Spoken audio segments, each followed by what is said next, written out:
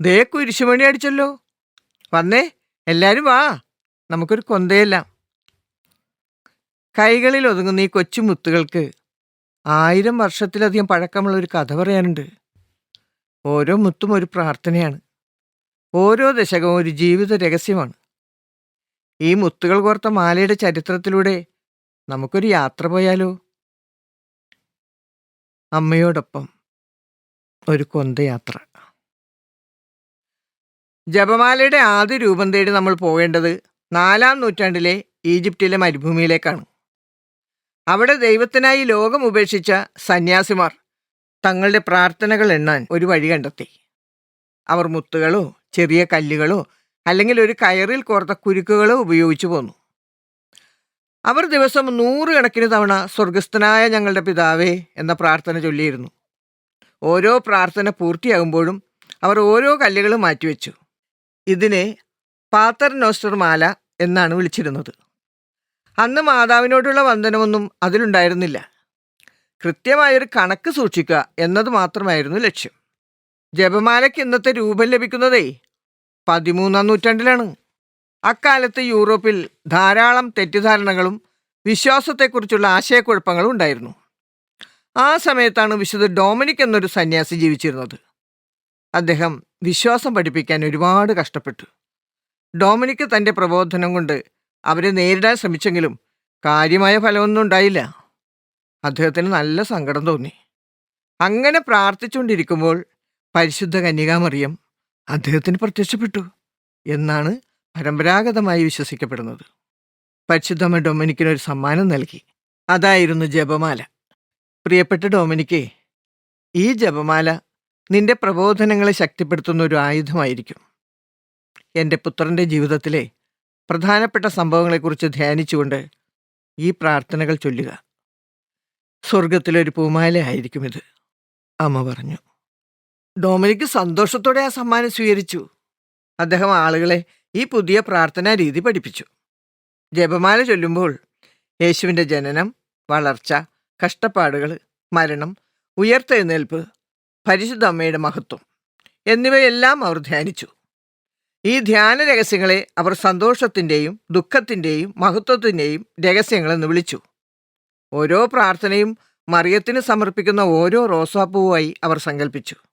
അങ്ങനെയാണ് ഈ പ്രാർത്ഥനയ്ക്ക് റോസാരിയം, അതായത് റോസാപ്പൂന്തോട്ടം അഥവാ ജപമാല എന്ന പേര് വന്നതത്രേ. തുടക്കത്തിൽ 150 തവണ നന്മ നിറഞ്ഞ മറിയമേ എന്ന പ്രാർത്ഥന ചൊല്ലുന്നൊരു രീതിയായിരുന്നു ജപമാലയ്ക്കുണ്ടായിരുന്നത്. ഇത് 150 സങ്കീർത്തനങ്ങൾക്ക് പകരമായി കണക്കാക്കപ്പെട്ടു. എന്നാൽ പ്രാർത്ഥന കൂടുതൽ ചിട്ടപ്പെടുത്തേണ്ടതുണ്ടായിരുന്നു. 15-ാം നൂറ്റാണ്ടിൽ കാർത്തിയൂസ്യൻ സന്യാസിയും ദൈവശാസ്ത്രജ്ഞനുമായ ഡൊമിനിക്കിൻ്റെ അനുയായിയായ അഡോൾഫോ ഫെസൻ ഈ പ്രാർത്ഥനയ്ക്ക് പുതിയ ഘടന നൽകി.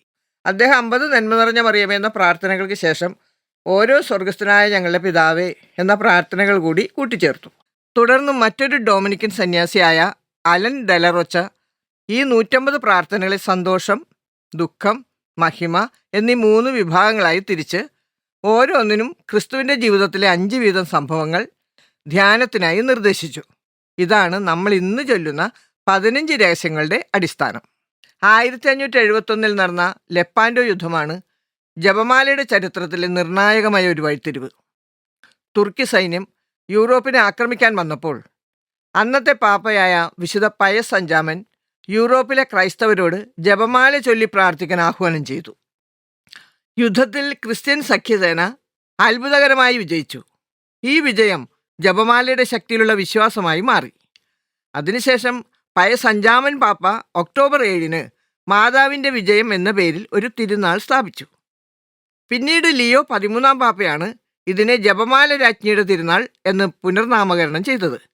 അങ്ങനെ ജപമാല ചൊല്ലുന്ന രീതി സഭയുടെ ഔദ്യോഗിക പ്രാർത്ഥനാ രൂപമായി മാറി.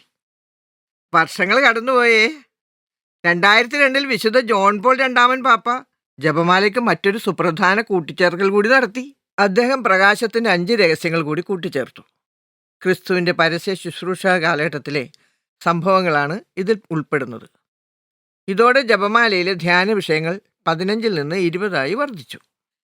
വിശ്വാസത്തിൻ്റെ മരുഭൂമിയിൽ ഒരു കൈത്താങ്ങായി തുടങ്ങിയ ജപമാല ഇന്ന് ലോകമെമ്പാടുമുള്ള ക്രൈസ്തവരുടെ ജീവിതത്തിൽ ആശ്വാസവും ശക്തിയും നൽകുന്ന ഒരു പ്രാർത്ഥനയായി മാറിയിരിക്കുന്നു. ഓരോ മുത്തിലൂടെയും നാം കടന്നു പോകുമ്പോൾ ക്രിസ്തുവിൻ്റെയും മാതാവിൻ്റെയും ജീവിതത്തെ നമ്മൾ ധ്യാനിക്കുന്നു. ഈ പ്രാർത്ഥന നിങ്ങളുടെ ജീവിതത്തിൽ കൂടുതൽ പ്രകാശവും സമാധാനവും നൽകട്ടെ. നമുക്ക് യാത്ര ആരംഭിക്കാം അമ്മയോടൊപ്പം.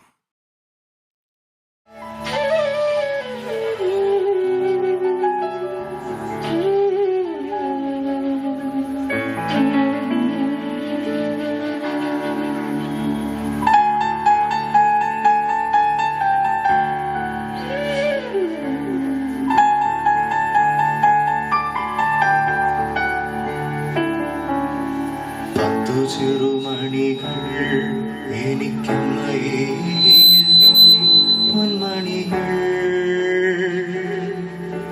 പത്തരമാറ്റിൻ പൊന്നിൻ കൊന്തമണികൾ 10 ചെറുമണികൾ എനിക്കമ്മയേകിയ വിണ്ണിൻ പൊന്മണികൾ പത്തരമാറ്റിൻ പൊന്നിൻ കൊന്തമണികൾ പാമ പമ പദനിദ പാ സരി സരി സനിദ പാ പാമ പമ പദനിദ പാ രിസമാമഗ പാ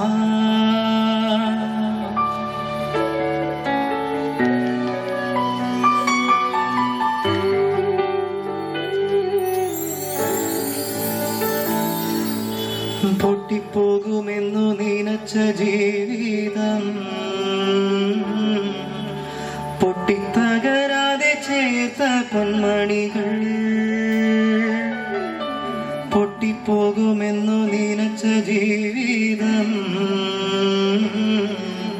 പൊട്ടിത്തകരാതെ ചേർത്ത പൊന്മണികൾ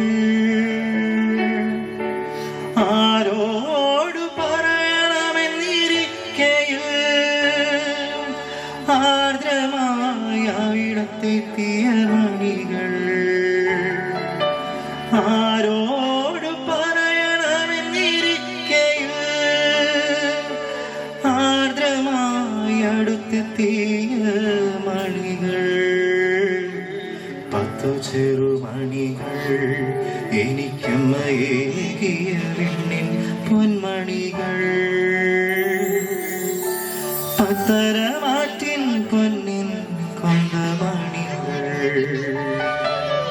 10 ചെറുമണികൾ എനിക്കമ്മയേകിയ വിണ്ണിൻ പൊന്മണികൾ പത്തരമാറ്റിൻ പൊന്നിൻ കൊന്തമണികൾ.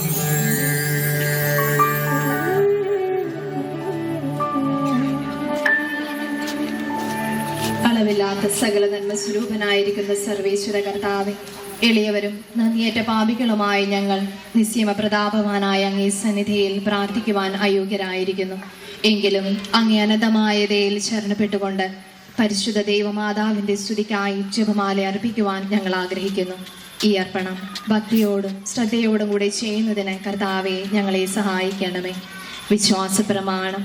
സർവശക്തനായ പിതാവും ആകാശത്തിന്റെയും ഭൂമിയുടെയും സൃഷ്ടാവുമായ ദൈവത്തിൽ ഞാൻ വിശ്വസിക്കുന്നു. അവിടുത്തെ ഏകപുത്രനും ഞങ്ങളുടെ കർത്താവുമായ ഈശ്വരസിഹായിലും ഞാൻ വിശ്വസിക്കുന്നു.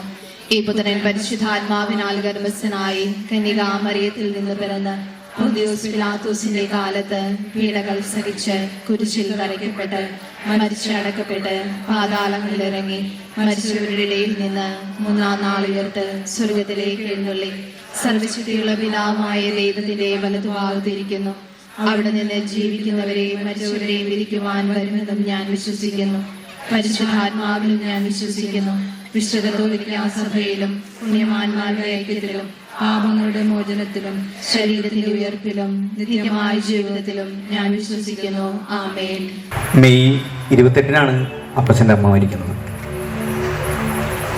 അന്ന്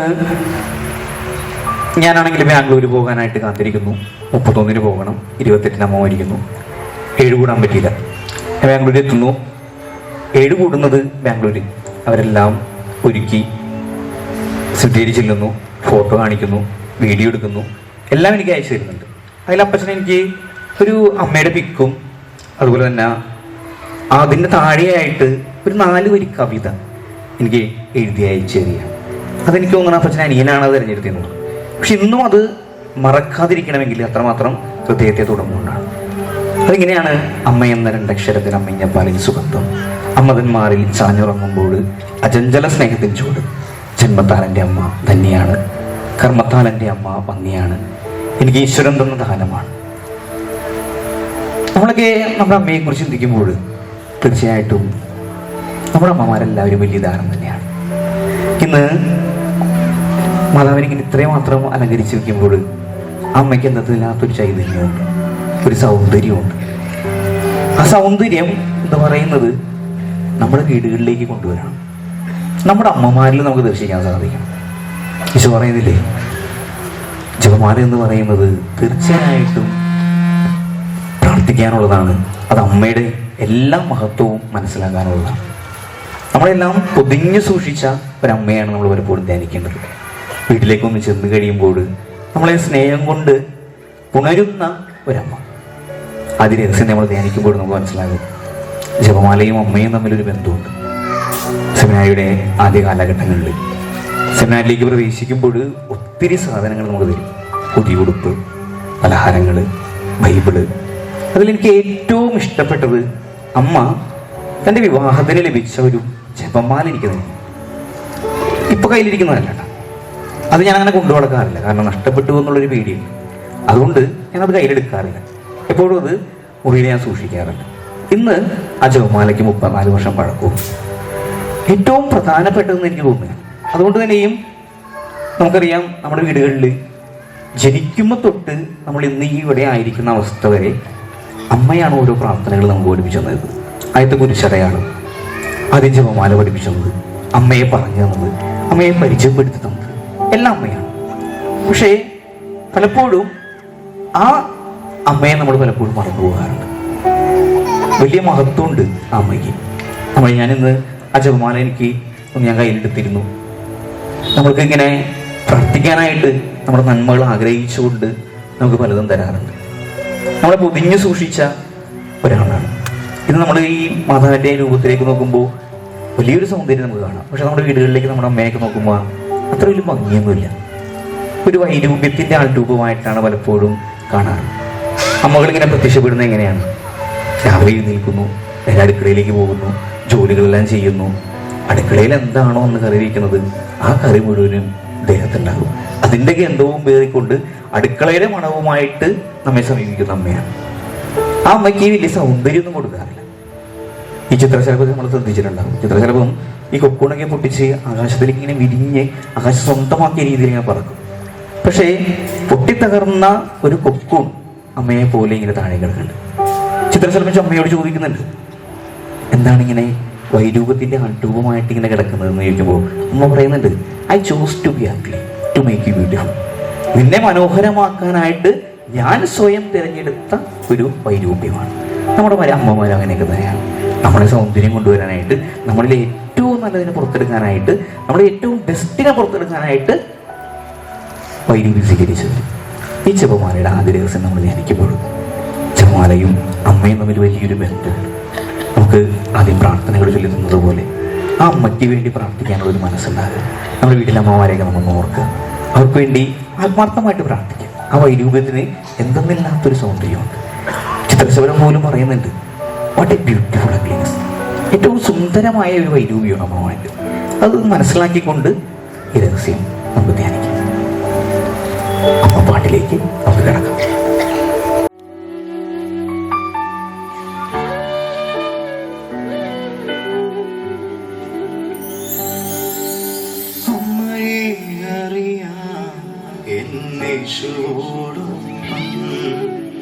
യേശുവേ അറിയാം എന്നമ്മയോടൊപ്പം,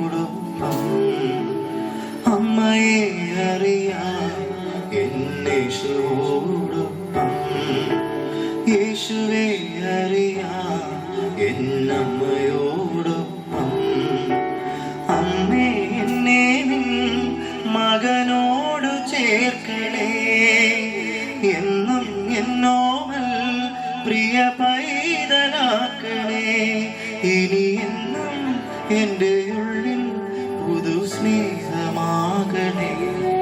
ഇനി എന്നും എൻ്റെ ഉള്ളിൽ പുതു സ്നേഹമാകണേ. അമ്മേ മരിയേ എൻ കണ്ണിനൊളിയേ, എന്നുള്ളിൽ തഴുവേ എൻ പുണ്യം നീയേ. അമ്മേ മരിയേ എൻ കണ്ണിനൊളിയേ, എന്നുള്ളിൽ തഴുവേ എൻ പുണ്യം നീയേ. അമ്മയെ അറിയാൻ എന്നേശുവോടൊപ്പം, യേശുവെ അറിയാൻ എന്നമ്മയോടൊപ്പം.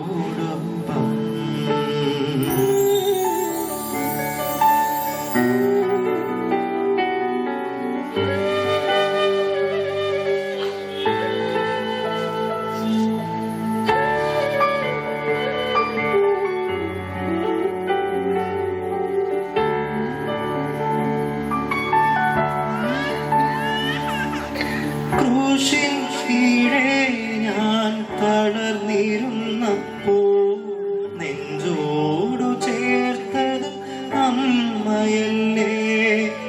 ക്രൂശിൻ കീഴെ ഞാൻ തളർന്നിരുന്നപ്പോൾ നെഞ്ചോടു ചേർത്തതും അമ്മയല്ലേ. എന്നും അവനൊപ്പം കൂടെയിരിക്കാൻ ക്രൂശിതൻ തന്നൊരു സ്നേഹമല്ലേ. ആ സ്നേഹമാണെൻ്റെ അമ്മ. അമ്മേ മരിയേ എൻ കണ്ണിനൊളിയേ, എന്നുള്ളിൽ തഴുവേ എൻ പുണ്യം നീയേ. അമ്മേ മരിയേ എൻ കണ്ണിനൊളിയേ, എന്നുള്ളിൽ തഴുവേ എൻ പുണ്യം നീയേ. അമ്മയെ അറിയാൻ എന്നേശുവോടൊപ്പം, യേശുവെ അറിയാൻ എന്നമ്മയോടൊപ്പം. അമ്മയെ അറിയാൻ എന്നേശുവോടൊപ്പം, യേശുവെ അറിയാൻ എന്നമ്മയോടൊപ്പം.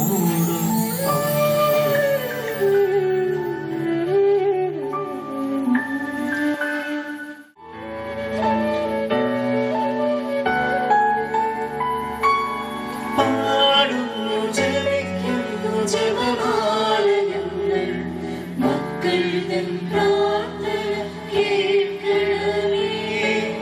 പാടുന്നു ജപിക്കുന്നു ജപമാല ഞങ്ങൾ, മക്കൾ തൻ പ്രാർത്ഥന കേൾക്കണമേ. അവൾക്ക് മനസ്സിലാകാം. കാരണം വിശുദ്ധ ഗ്രന്ഥത്തിൽ കൃത്യമായിട്ട് പറയുന്നുണ്ട് യൂദയ നഗരങ്ങളിലെ ഏറ്റവും ചെറിയ നഗരമാണ് ബെത്ലഹേം.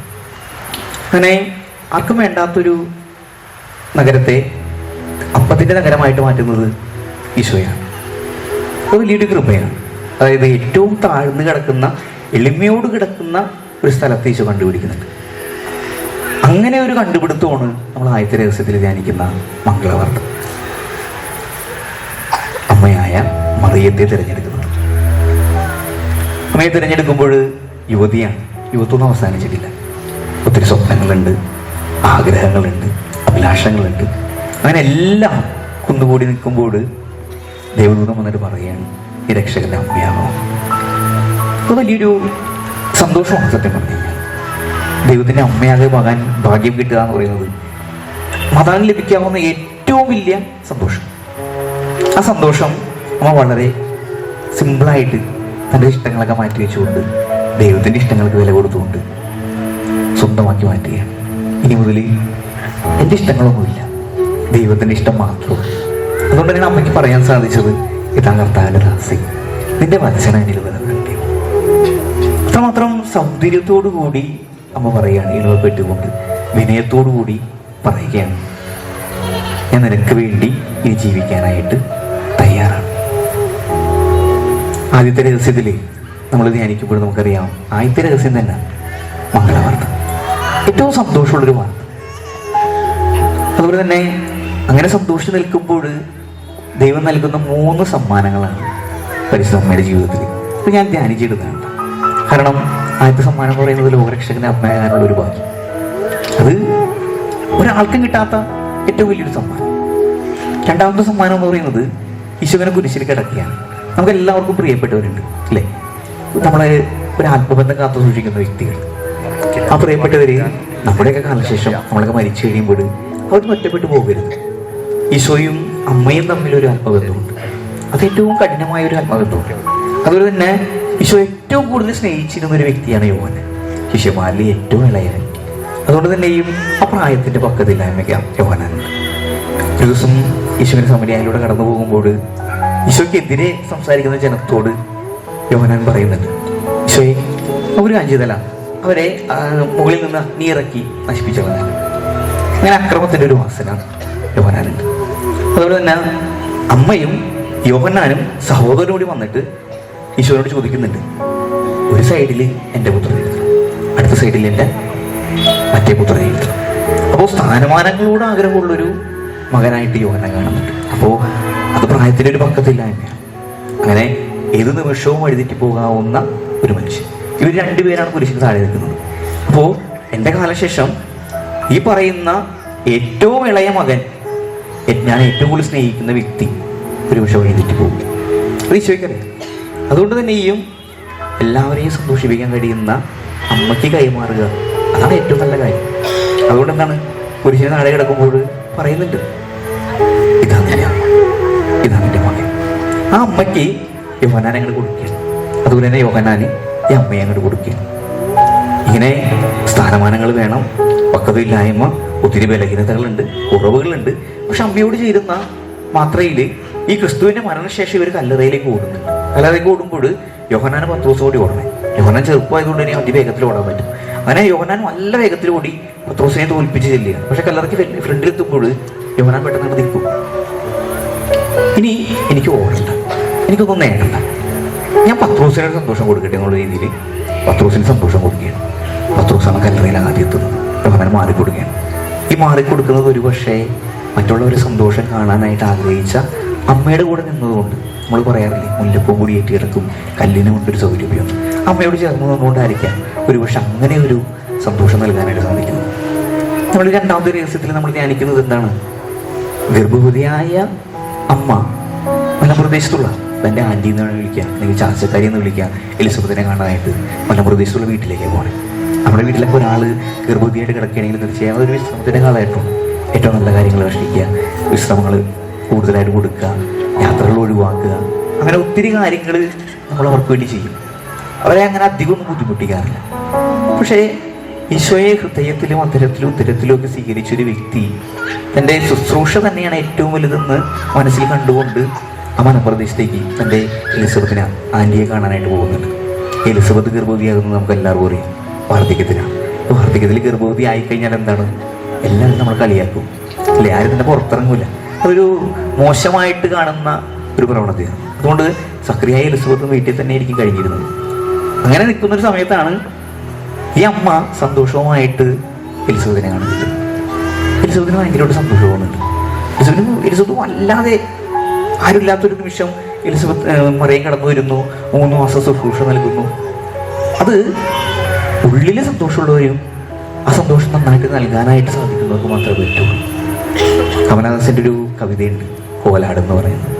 ആ കോലാടിൽ കൃത്യമായിട്ട് അമ്മയെക്കുറിച്ച് പറയുന്നുണ്ട്. അമ്മ ഒരു കോലാടാണെന്ന് പറയുന്നത്. കാരണം വേറെ ഒന്നുമല്ല, അമ്മ രാവിലെ എഴുന്നേൽക്കുന്നു, അടുക്കളയിലേക്ക് പ്രവേശിക്കുന്നു, അടുക്കളയിൽ നിന്ന് കുട്ടികൾക്കുള്ളതെല്ലാം ഒരുക്കി നേരെ സ്കൂളിലേക്ക് പോകുന്നു, സ്കൂളിൽ നേരെ ജോലി സ്ഥലത്തേക്ക് പോകുന്നു, തിരിച്ച് ജോലി സ്ഥലത്ത് നിന്ന് വീണ്ടും സ്കൂളിലേക്ക് പോകുന്നു, കുട്ടികളെ പിക്ക് ചെയ്യുന്നു, വീണ്ടും വീട്ടിലേക്ക് വരുന്നു, അടുക്കളയിലേക്ക് പ്രവേശിക്കുന്നു. അങ്ങനെ ഇങ്ങനെ ഓടി നടന്ന് ഒരാടിനെ പോലെ മക്കൾ പറയും, അമ്മ ശരിക്കും കോലാട് തന്നെയാണ്. ആ ഓട്ടം ഇവിടെ നിന്ന് അവസാനിക്കില്ല, മരിക്കും വരെ ഇങ്ങനെ ഓടിക്കൊണ്ടിരിക്കും. അവസാനം ആശുപത്രിയിൽ ഇങ്ങനെ വീൽചെയറിൽ കിടക്കുമ്പോഴും അമ്മയുടെ ചിന്ത മുഴുവൻ എവിടെയാണ്? വീട്ടിലെ അടുക്കളയിലാണ്. അമ്മ പറയുന്നുണ്ട്, അടുപ്പിൽ എന്തൊക്കെയോ കഴിയുന്നുണ്ട്. അങ്ങനെ നമ്മളെയൊക്കെ ഒരുപാട് സ്നേഹിക്കുന്ന, നമുക്ക് എന്തും സന്തോഷത്തിന് മാത്രമായിട്ട് പാത്രമായി മാറുന്ന നമ്മുടെ അമ്മമാരെ സന്തോഷം നമ്മൾ പലപ്പോഴും മറന്നു പോവുകയാണ്. കാരണം നമുക്ക് ഒത്തിരി സന്തോഷങ്ങൾ നമ്മുടെ അമ്മമാർ തരാറുണ്ട് അല്ലേ? ഞാനിന്ന് ഏറ്റവും കൂടുതൽ ആഗ്രഹിച്ചത് അപ്പച്ചനും അമ്മച്ചിയുടെ വേണമെന്നാണ്. ഒരു പക്ഷേ അപ്പച്ചനമ്മ ഇവിടെ ഉണ്ടാകാം. അപ്പച്ചനോട് ഭയങ്കര വിളിച്ചു പറഞ്ഞത് എൻ്റെ വണ്ടി ഒന്ന് കംപ്ലൈൻ്റ് ആയി, എത്താൻ പറ്റുമെന്ന് അറിയില്ല. പക്ഷെ എന്നാലും ഞാൻ അമ്മച്ചോട് പറഞ്ഞു എങ്ങനെയെങ്കിലൊക്കെ വേണ്ട, ചിലപ്പോൾ ഈ കൂട്ടത്തിൽ ഉണ്ടാകാം. അത് താല്പര്യമാണ്, അമ്മ വരും, എനിക്കൊരു ഉറപ്പുണ്ട്. അതുപോലെ തന്നെ ഏത് വിശേഷപ്പെട്ട ദിവസമാണെങ്കിൽ പോലും നമ്മുടെ മക്കളുടെയൊക്കെയാണ് ബർത്ത്ഡേ വരട്ടെ, എന്തായിക്കൊള്ളട്ടെ, വിശേഷപ്പെട്ട ദിവസങ്ങൾ അമ്മമാർ ഏറ്റവും സ്പെഷ്യലായിട്ടുള്ള കാര്യങ്ങളൊക്കെ ഒരുക്കി വയ്ക്കും. കേക്ക് വേണ്ടിക്കും, ചിലപ്പോൾ അപ്പം, താറാവറി, അങ്ങനെ എല്ലാ കാര്യങ്ങളും ഒരുക്കി വയ്ക്കും. പക്ഷെ തിരിച്ചൊരു ചോദ്യം, നമ്മൾ എത്ര നാളെ അമ്മയുടെ ബർത്ത്ഡേ ഒന്ന് ആഘോഷിച്ചു? എത്ര നാളെ അമ്മയെ ഒന്ന് ശരിക്കൊന്ന് ഹഗ് ചെയ്തിട്ട്, എത്ര നാളെ അമ്മയെ ഒന്ന് കിസ് ചെയ്തിട്ട്, അല്ലെങ്കിൽ അമ്മ ഒരു കാര്യം ഉണ്ടാക്കി കൊടുത്തിട്ട് അമ്മ എത്ര നല്ലതുണ്ട, നല്ല ടേസ്റ്റ് ഉണ്ട്, നല്ല രുചിയുണ്ട് എന്ന് പറയാനുള്ളൊരു മനസ്സ് നമുക്കുണ്ടായിട്ടുണ്ട് ഇല്ല. അല്ലെങ്കിൽ അടുക്കളക്ക് ഒരു ദിവസം ലീവ് കൊടുത്തിട്ട് മാമയെ നമുക്ക് പുറത്തു പോകാം, ഭക്ഷണം കഴിക്കാം, നമുക്ക് സിനിമയ്ക്ക് പോകാം, നമുക്കൊരു ഔട്ടിങ്ങിന് പോകാം. അപ്പോൾ ചെറിയ ചെറിയ സന്തോഷങ്ങൾ മാത്രമേ അവർ ആഗ്രഹിക്കുന്നുള്ളൂ. പക്ഷെ ആ ആഗ്രഹങ്ങൾ പോലും നമ്മൾ പലപ്പോഴും മുടക്കി കളയാം. നമ്മൾ നമ്മുടേതായ കാര്യങ്ങളിലേക്കൊക്കെ പോകും. അമ്മമാർ വീട്ടിലൊതുങ്ങണം, അടുക്കളയിൽ ഒതുങ്ങി പോകണമെന്ന് ആഗ്രഹിക്കുകയാണ്. അപ്പോൾ ഒത്തിരി സന്തോഷം തരുന്ന അമ്മയുടെ സന്തോഷമൊക്കെ നമ്മൾ കണ്ടറിഞ്ഞ് ആ സന്തോഷത്തിന് വലിയ വില കൊടുക്കാനൊക്കെ ആയിട്ട് നമുക്ക് സാധിക്കട്ടെ എന്ന് ഈ രഹസ്യത്തിൽ നമ്മൾ പ്രാർത്ഥിക്കാം. നമ്മുടെ ഏറ്റവും വലിയ സന്തോഷമാണ് അമ്മ. അമ്മയെ ധ്യാനിച്ചുകൊണ്ട് ഈ രഹസ്യം നമുക്ക് ധ്യാനിക്കാം.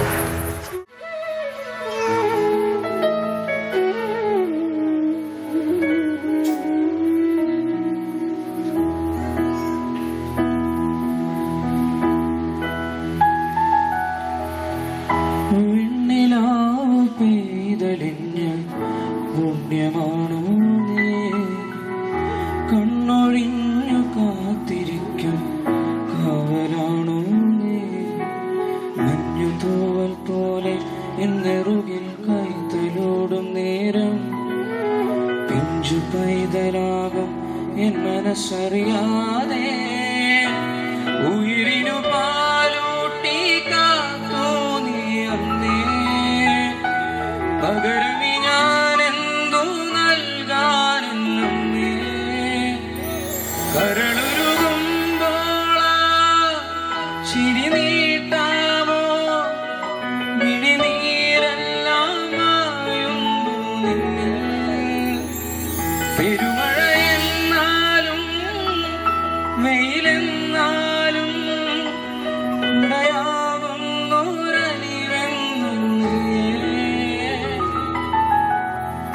വെണ്ണിലാവ് പെയ്തലിഞ്ഞ് പുണ്യമാണോ നീ, കണ്ണൊഴിഞ്ഞു കാത്തിരിക്കും കാവലാണോ നീ.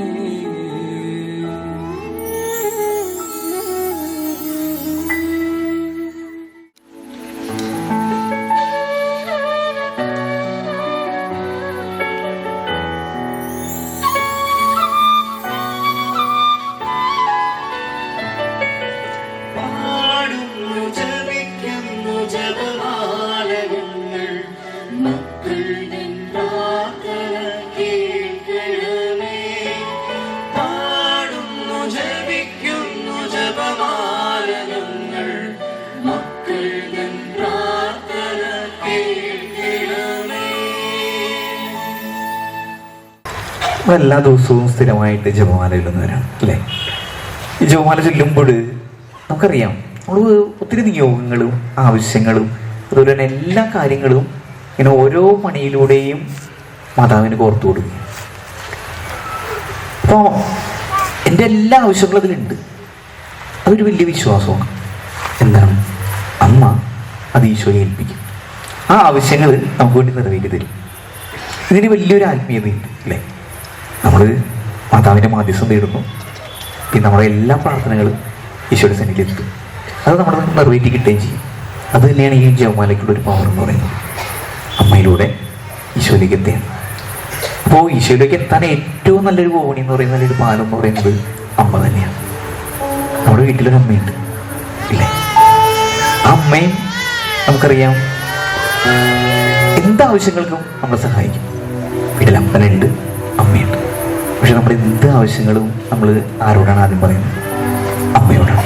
നമുക്കൊരു ഫോൺ വേണം, അല്ലെങ്കിൽ ഒരു പുതിയ ഉടുപ്പ് വേണം, ഒരു പുതിയ ബൈക്ക് വേണം, അല്ലെങ്കിൽ ഒരു പുതിയ കാര്യം വേണം, ഒരു ഭക്ഷണം വേണം, അല്ലെങ്കിൽ എന്തെങ്കിലുമൊക്കെ കാണാതെ. നമുക്കറിയാം വീട്ടിൽ അപ്പൻ എന്ന് പറയുന്നത് കാവലാളാണ്. രാവിലെ ജോലിക്ക് ഇറങ്ങി പോകും, രാത്രി വരും. അത് ഈ അപ്പനും അറിയാം തീർച്ചയായിട്ടും സ്വന്തം മക്കളെയും എൻ്റെ പ്രിയപ്പെട്ടവരെയൊക്കെ നോക്കാനായിട്ടാണ്. അമ്മ ഇങ്ങനെ വീട്ടിൽ പ്രകാശം ഇട്ട് ഇങ്ങനെ കത്തി നിൽക്കും. നമുക്കറിയാം എന്തൊക്കെ കാര്യങ്ങളാണ് എവിടേക്കാണെന്ന്.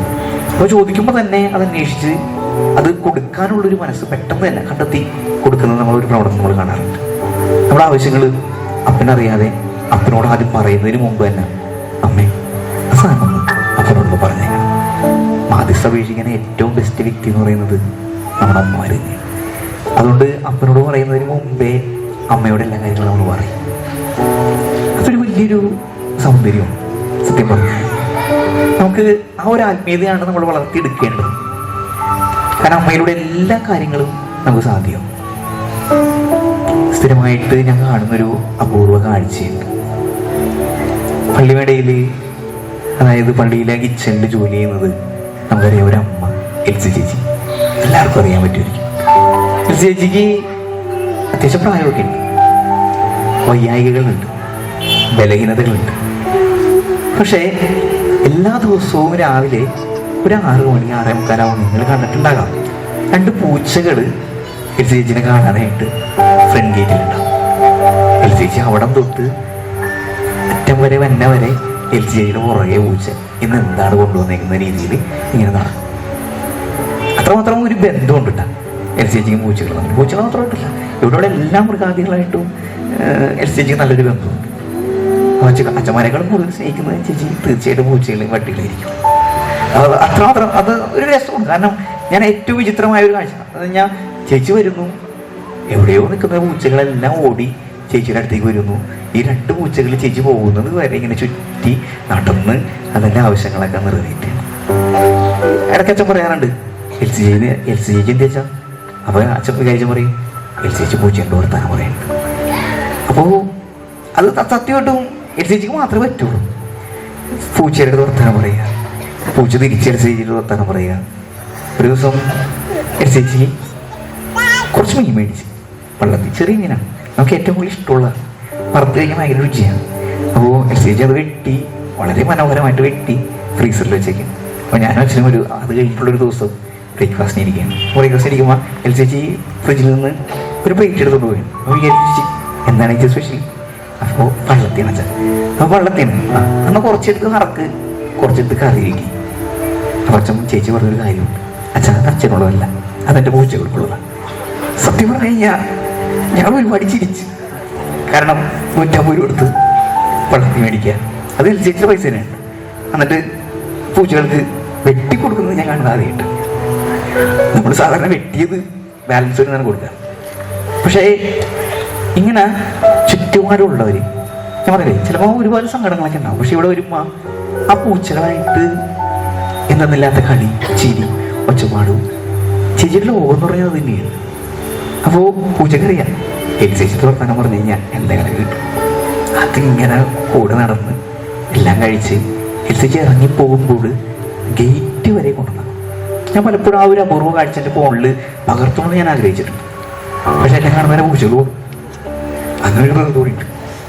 ഇങ്ങനൊരു കാഴ്ച നമ്മൾ കാണുന്നത്, അതായത് മാധ്യസ്ഥം വഹിക്കാൻ ഏറ്റവും നമ്മൾ എന്ത് ആവശ്യപ്പെട്ടാലും അത് നടത്തി തരാനായിട്ട് ഒരു അമ്മ ഹൃദയത്തിന് മാത്രമേ പറ്റൂ. അങ്ങനെ ഒരു കാഴ്ച കാണുന്നത് കാനായിലെ കല്യാണ വീട്ടിലാണ്. കാനായിലെ കല്യാണ വീട്ടിലേക്ക് അമ്മയും ഈശോയും കൂടി കയറി ചെല്ലും. ശിഷ്യന്മാർ 2-3 നേരം കേട്ടില്ല. ഈ കല്യാണം പാലസ്തീൻ കല്യാണങ്ങൾക്ക് ഒരു പ്രത്യേകതയുണ്ട്. 7 ദിവസമാണ് നീണ്ടു നിൽക്കുന്നത്. 7 ദിവസം നമുക്ക് വലിയൊരു ആഘോഷമാണ്. ഈ 3-ാം ദിവസമാണ് ഈശോയും അമ്മയും ശിഷ്യന്മാരെല്ലാവരും കൂടി കടന്നു വരുന്നത്. എന്നിട്ട് നമ്മുടെ മോർക്ക് ഒരു പ്രത്യേകതയുണ്ട്. ഏത് വീട്ടിൽ ചെന്നാലും എത്തി നോക്കും, പൊക്കി നോക്കും. എന്നിട്ട് കുറവുണ്ടാ ഞാൻ സഹായിക്കാം കേട്ടോ, ഞാനെല്ലാം നേരത്തെ തരാം. വിളമ്പി കഴിഞ്ഞാൽ എല്ലാവർക്കും കൃത്യമായിട്ട് കിട്ടും. അങ്ങനെ ഒരു കാഴ്ച നമ്മൾ കാനായിലെ കല്യാണത്തിൽ കാണുന്നുണ്ട്. വളരെ സിമ്പിളായിട്ടൊരു പ്രകൃതി. നമുക്കറിയാം തൻ്റെ മകനോട് പറഞ്ഞ കാര്യം സാധിക്കും. അമ്മ പറയുന്നുണ്ട് മകനോട് വീഞ്ഞില്ല, വീഞ്ഞ് തീർന്നു. ഇവർ 3-ാമത്തെ ദിവസമാണ് ചെല്ലുന്നതെന്ന് ഓർക്കണം. ഇനിയും 4 ദിവസം അവശേഷിക്കുന്നുണ്ട്. ഒരു കുടുംബനാഥനെ സംബന്ധിച്ച് അവൻ പരിഹാസനാകാനുള്ള എല്ലാ സാധ്യതകളുണ്ട്. അവൻ്റെ കുറവുകൾ എടുത്തു കാണിക്കാനുള്ള എല്ലാ ചാൻസും ഉണ്ട്. അപ്പോൾ ഈ കുറവുകൾ എടുത്തു കാണിക്കാൻ ഇഷ്ടപ്പെടാത്തവന് അമ്മമാരെ അമ്മ ചെന്ന് മകനോട് പറയുമ്പോഴും മകൻ പറയുന്നൊരു കാര്യമുണ്ട്, ശ്രീ എനിക്കും നിനക്കും എൻ്റെ സമയം ഇപ്പോഴും ആയിട്ടില്ല. നേരെ അമ്മ പറഞ്ഞ മാത്രയിൽ സമയമായിട്ടില്ലെങ്കിൽ പോലും ഈശോൻ്റെ ആദ്യത്തെ അത്ഭുതം അവിടെ പ്രവർത്തിക്കുക. റബിമാർ പറയാറുണ്ട്, വീഞ്ഞില്ലാത്ത ആഘോഷങ്ങൾക്ക് ആനന്ദമില്ല. ഈ പരസ്യ കല്യാണങ്ങൾക്കുള്ള ഏറ്റവും പ്രധാനപ്പെട്ട ഘടകം വീഞ്ഞിലാണ്. ആദ്യം വിളമ്പിയത് മേൽത്തരം വീഞ്ഞൊന്നുമല്ല, പക്ഷെ ഈശോ അത്ഭുതം പ്രവർത്തിച്ചതിന് ശേഷമുള്ള വീഞ്ഞ് അവർ പറയുന്നുണ്ട്, അത്ഭുതപ്പെടുന്നുണ്ട്. എന്താണ് മേൽത്തരം വീഞ്ഞ് നിങ്ങൾ അവസാനം വിളമ്പിയുന്നത്?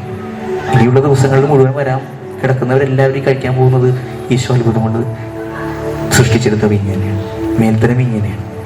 അപ്പോൾ അതിസം വഹിക്കാൻ ഏറ്റവും നല്ല വ്യക്തി എന്ന് പറയുന്നത് അമ്മയാണ്. ആ വീട്ടിൽ അന്ന് അമ്മ പ്രകാശമായിട്ട് മാറി. നമ്മുടെ എത്ര ആവശ്യങ്ങളാണ് നമ്മൾ സാധിച്ചെന്നേക്കണം. ഇല്ല, നമുക്ക് തോന്നിയിട്ടില്ല നമ്മുടെ അമ്മമാര് പ്രകാശമാണ്. ഈ രഹസ്യം നമ്മൾ ധ്യാനിക്കുമ്പോൾ നമ്മുടെ കൈകളിലൊക്കെ ഒരു തിരികളുണ്ട്. ആ തിരികളൊക്കെ നമുക്കൊന്ന് കത്തിക്കാം. ഈ പാട്ടുപാടി തീരുമ്പോൾ നമ്മുടെ വീട്ടിലെ അമ്മ നമുക്ക് പ്രകാശമാണെങ്കിൽ തീർച്ചയായിട്ടും ആ തിരികൾ ഉയർത്തി തന്നെ നിൽക്കണം. എൻ്റെ അമ്മ എൻ്റെ പ്രകാശമാണെന്ന് ഉറക്കെ തന്നെ പ്രഖ്യാപിക്കും. ഈ തിരികൾ ഉയർത്തിക്കൊണ്ട് നമുക്ക് ഈ പാട്ട് കേൾക്കാം. ആദ്യത്തെ തിരി ഞാൻ നിങ്ങൾക്കായിട്ട് കത്തിച്ചു തരാം.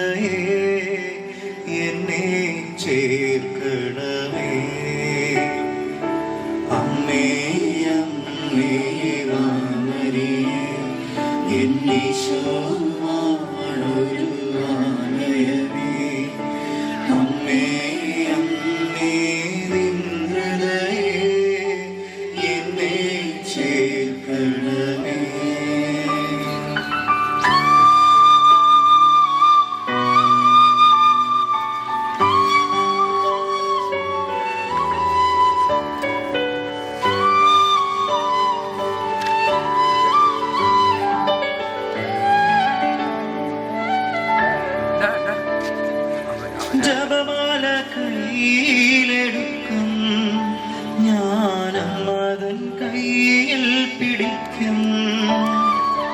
സുവിശേഷം കോർത്തോരാനൂലിൽ ഞാൻ ജീവിതം കോർത്തിന്നു നൽകും.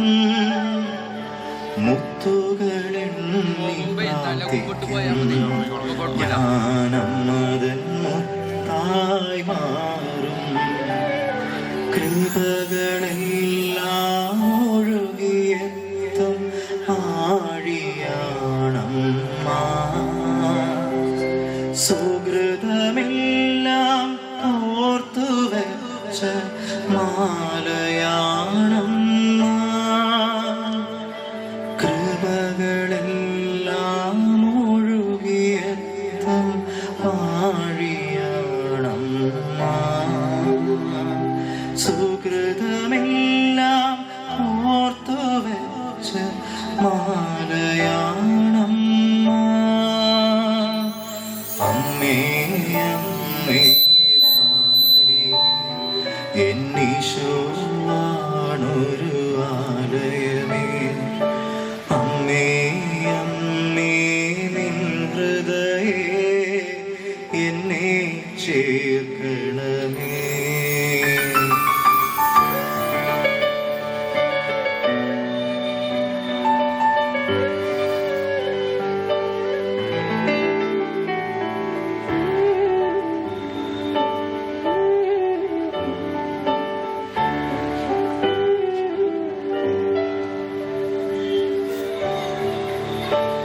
എന്റെ സ്വർഗജാലകം എന്നും അമ്മേ നീയല്ലോ. എന്റെ സ്നേഹനീരുറവ എന്നും അമ്മേ നീയല്ലോ. എന്റെ സ്വർഗജാലകം എന്നും അമ്മേ നീയല്ലോ. എന്റെ സ്നേഹനീരുറവ എന്നും അമ്മേ നീയല്ലോ. എൻ്റെ സ്നേഹശ്വാസമാകൂ അമ്മേ മാതാവേ, എൻ്റെ ജീവതാളമാകൂ അമ്മേ മാതാവേ, എൻ്റെ സ്നേഹശ്വാസമാകൂ അമ്മേ മാതാവേ, എൻ്റെ ജീവതാളമാകൂ അമ്മേ മാതാവേ. അമ്മേ അമ്മേ മാമരിയേ, എന്നീശോവാണൊരു ആലയമേ, അമ്മേ അമ്മേ നിൻ ഹൃദയേ എന്നെ ചേർക്കണമേ, അമ്മേ അമ്മേ മാമരിയേ, എന്നീശോവാണൊരു ആലയമേ, അമ്മേ അമ്മേ നിൻ ഹൃദയേ എന്നെ ചേർക്കണമേ.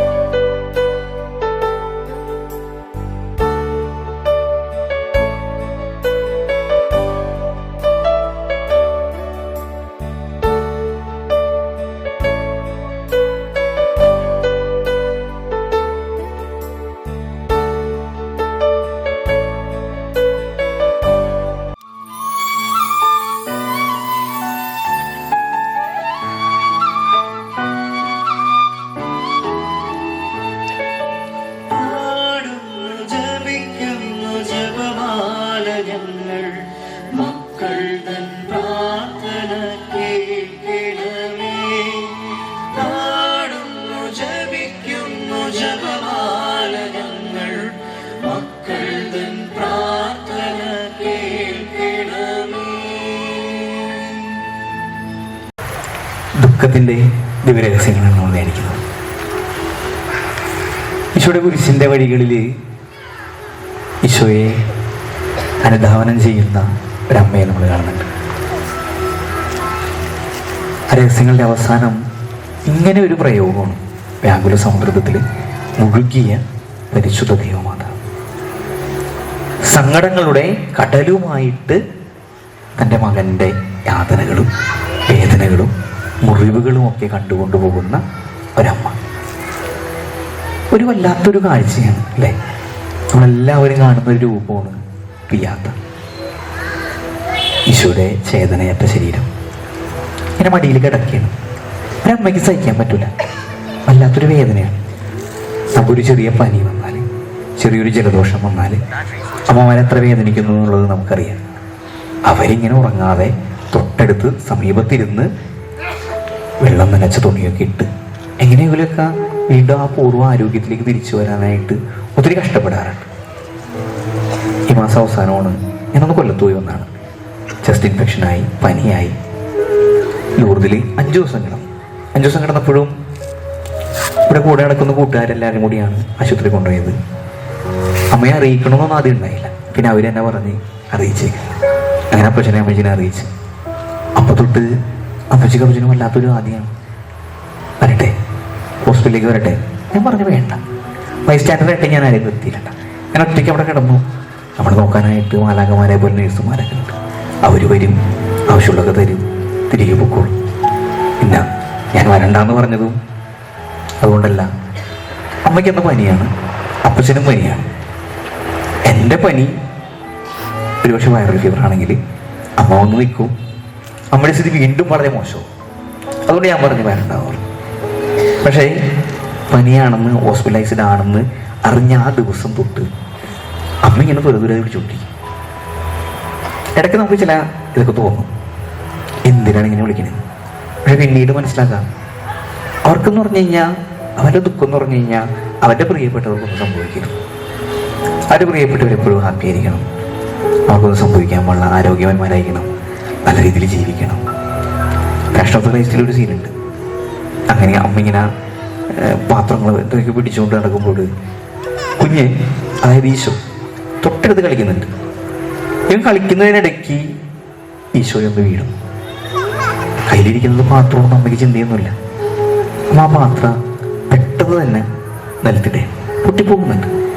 അപ്പോൾ എത്രയൊക്കെ വേദന സഹിച്ചാലും എത്രയൊക്കെ നഷ്ടങ്ങൾ സഹിച്ചാലും തൻ്റെ പ്രിയപ്പെട്ടവർക്ക് വേണ്ടി കൂടെ നിൽക്കാനും പോയി എടുത്തുയർത്താനും ഒരു വെമ്പുന്നൊരു ഹൃദയം അമ്മമാർക്കുണ്ട് അല്ലേ? നമുക്കൊരു പനി വന്നാൽ, ചുമ വന്നാൽ, ജലദോഷം വന്നാൽ, അല്ല പോട്ടെ, അവിടെ എവിടെയെങ്കിലൊക്കെ വീണ് നമ്മൾ അത്തബുദ്ധിച്ച് നമ്മൾ ചില കാര്യങ്ങളൊക്കെ നമ്മൾ പലപ്പോഴും തോറ്റൊക്കെ വരാറുണ്ട്.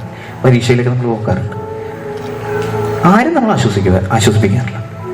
പക്ഷെ അമ്മയെടുത്ത് വന്നാണ്ടല്ല എന്തെന്നല്ലാത്തൊരു ആശ്വാസം. ഒത്തിരി ദുഃഖങ്ങളൊക്കെ ഉണ്ടാകും, പക്ഷെ അവരതൊന്നും കാണിക്കില്ല. കുഴപ്പമില്ല, അടുത്ത പ്രാവശ്യം മേടിക്കുക. അത്രമാത്രം സന്തോഷം നൽകുകയാണ് ഈശോയുടെ കുരിശിൻ്റെ വഴികളിൽ. തുടക്കം മുതൽ ഒടുക്കം വരെ ഇങ്ങനെ അമ്മ കൂടെ നടക്കുകയാണ്. നമുക്കറിയാം ഈശോയ്ക്ക് കൊടുത്ത കുരിശ് അത്ര ഭാരമില്ലാത്തതൊന്നുമല്ല, നല്ല ഭാരമുണ്ട്. ഈ ഭാരമുള്ള കുരിശ് കൊണ്ട് അത്രമാത്രം ദൂരം തീർച്ചയായിട്ടും താണ്ടണമെങ്കിൽ ഇതിന് മാത്രം ശക്തിയുണ്ടെന്ന് എനിക്ക് തോന്നുന്നില്ല. ശരിയായിരിക്കാം, ദൈവത്തിൻ്റെ പുത്രനാണ് എങ്കിൽ പോലും ഒരു മാനുഷികമായിട്ടുള്ള ഒരു രീതി തന്നെയാണ് ഈശോ ജീവിച്ചത്. ഈശോയും പ്രാർത്ഥിക്കുന്നുണ്ട്, കഴിയുമെങ്കിൽ ഈ പാനപാത്രങ്ങളിൽ നിന്ന് എടുത്തു മാറ്റണമെന്നൊക്കെ. പക്ഷേ അതിനുള്ള ബലം ലഭിച്ചത് മുഴുവനും എനിക്ക് തോന്നുന്നു കൂടെ നിൽക്കുന്ന അമ്മയിൽ നിന്നാണ്. നമുക്ക് എന്തെങ്കിലുമൊക്കെ നമ്മൾ തകർന്നടിച്ച് നിൽക്കുന്ന അവസ്ഥയിൽ അമ്മ ഒന്ന് സമീപത്തിരുന്ന് കഴിഞ്ഞാൽ എന്തൊരാശ്വാസം, ഒരു പോസിറ്റീവ് എനർജി ഇങ്ങനെ ഉള്ളിലേക്ക് കയറും. ഞാൻ ബാംഗ്ലൂർ പഠിക്കുന്നൊരു കാലം, ഫിലോസഫി കഴിഞ്ഞ് തിയോളജി 2ാം വർഷത്തിലാണ് ഞങ്ങൾ മിനിസ്ട്രിക്ക് പോകാറുണ്ട്. എല്ലാ ഞായറാഴ്ചയും ഉച്ച കഴിഞ്ഞ് ഞങ്ങൾ ഇറങ്ങും. അപ്പോൾ ഒന്നില്ലെങ്കിൽ ഏതെങ്കിലും സിസ്റ്റേഴ്സിൻ്റെ കോൺവെൻറ്റുകളിലേക്ക് പോകും. അവിടെ അമ്മ കുറേ വയസ്സായവരെയൊക്കെ അവർ നോക്കുന്നുണ്ടാകും.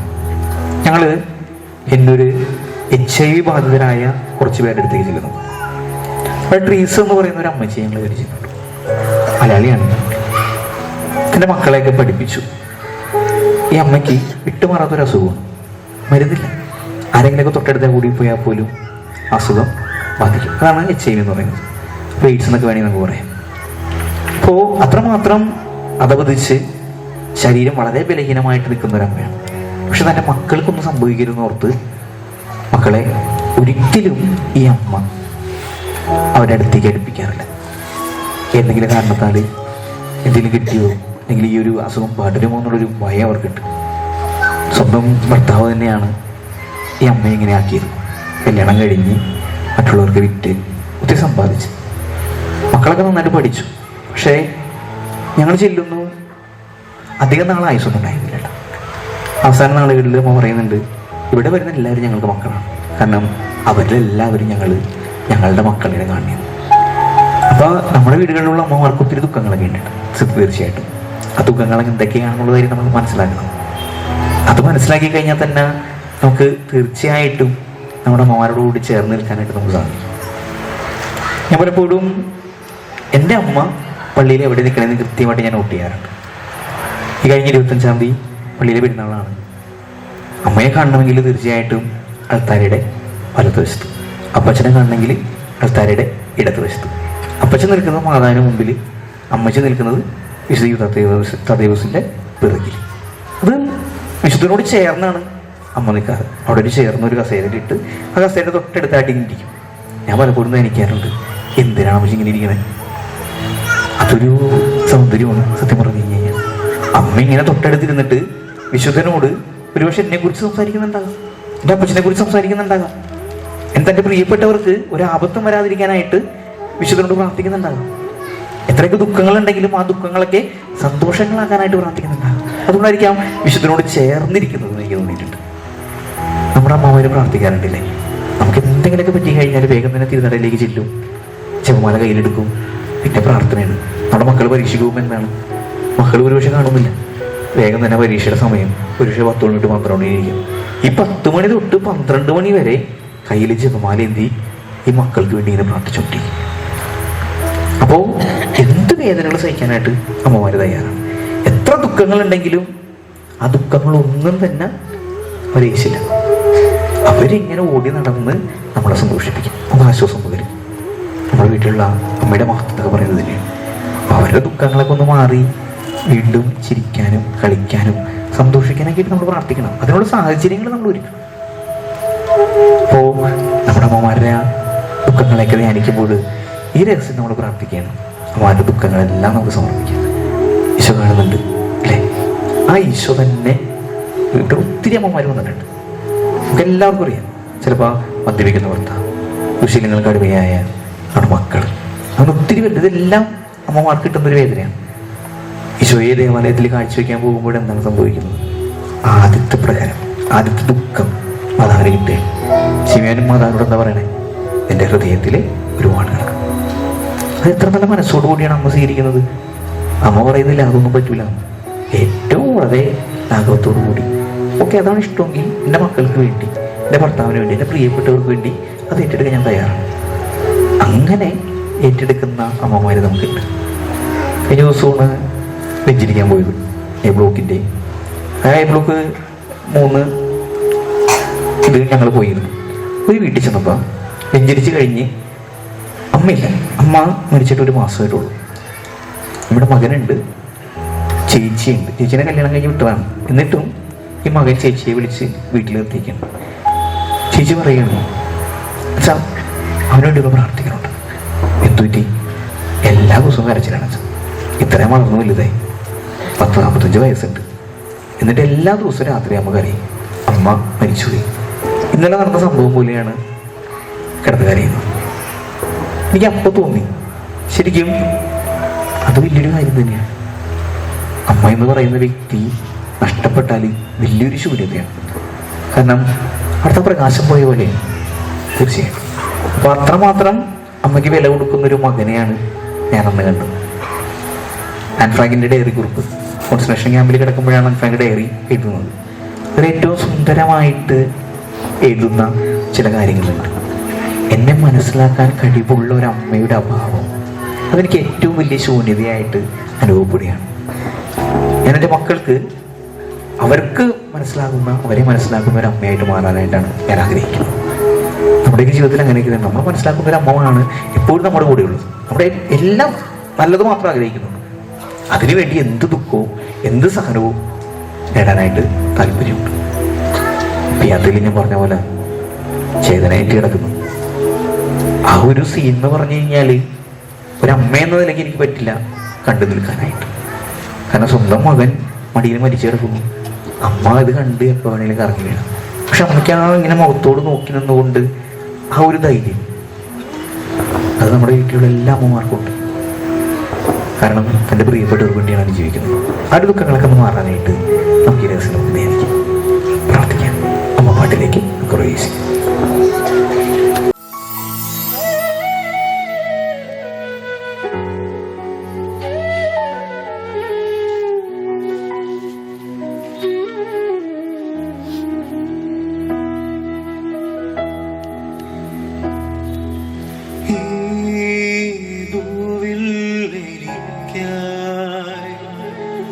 നാഥൻ തന്നൊരമ്മ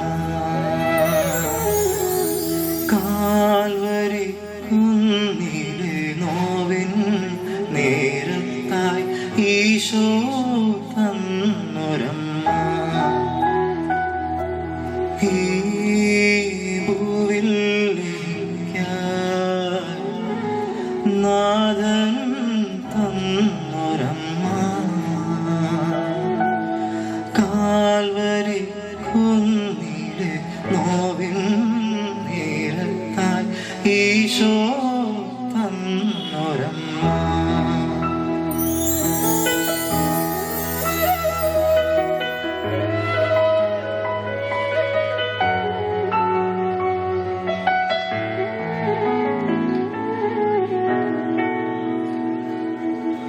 നന്മ നിറഞ്ഞ മറിയമേ ചൊല്ലി പ്രാർത്ഥിച്ചു ഞാൻ എന്നെ തന്ന നേരം മാതൃസ്നേഹത്തിൻ ഉറവയാമമ്മ വാത്സല്യമോടെന്നെ കരുതിയിടുന്നു നെഞ്ചോടു ചേർത്തു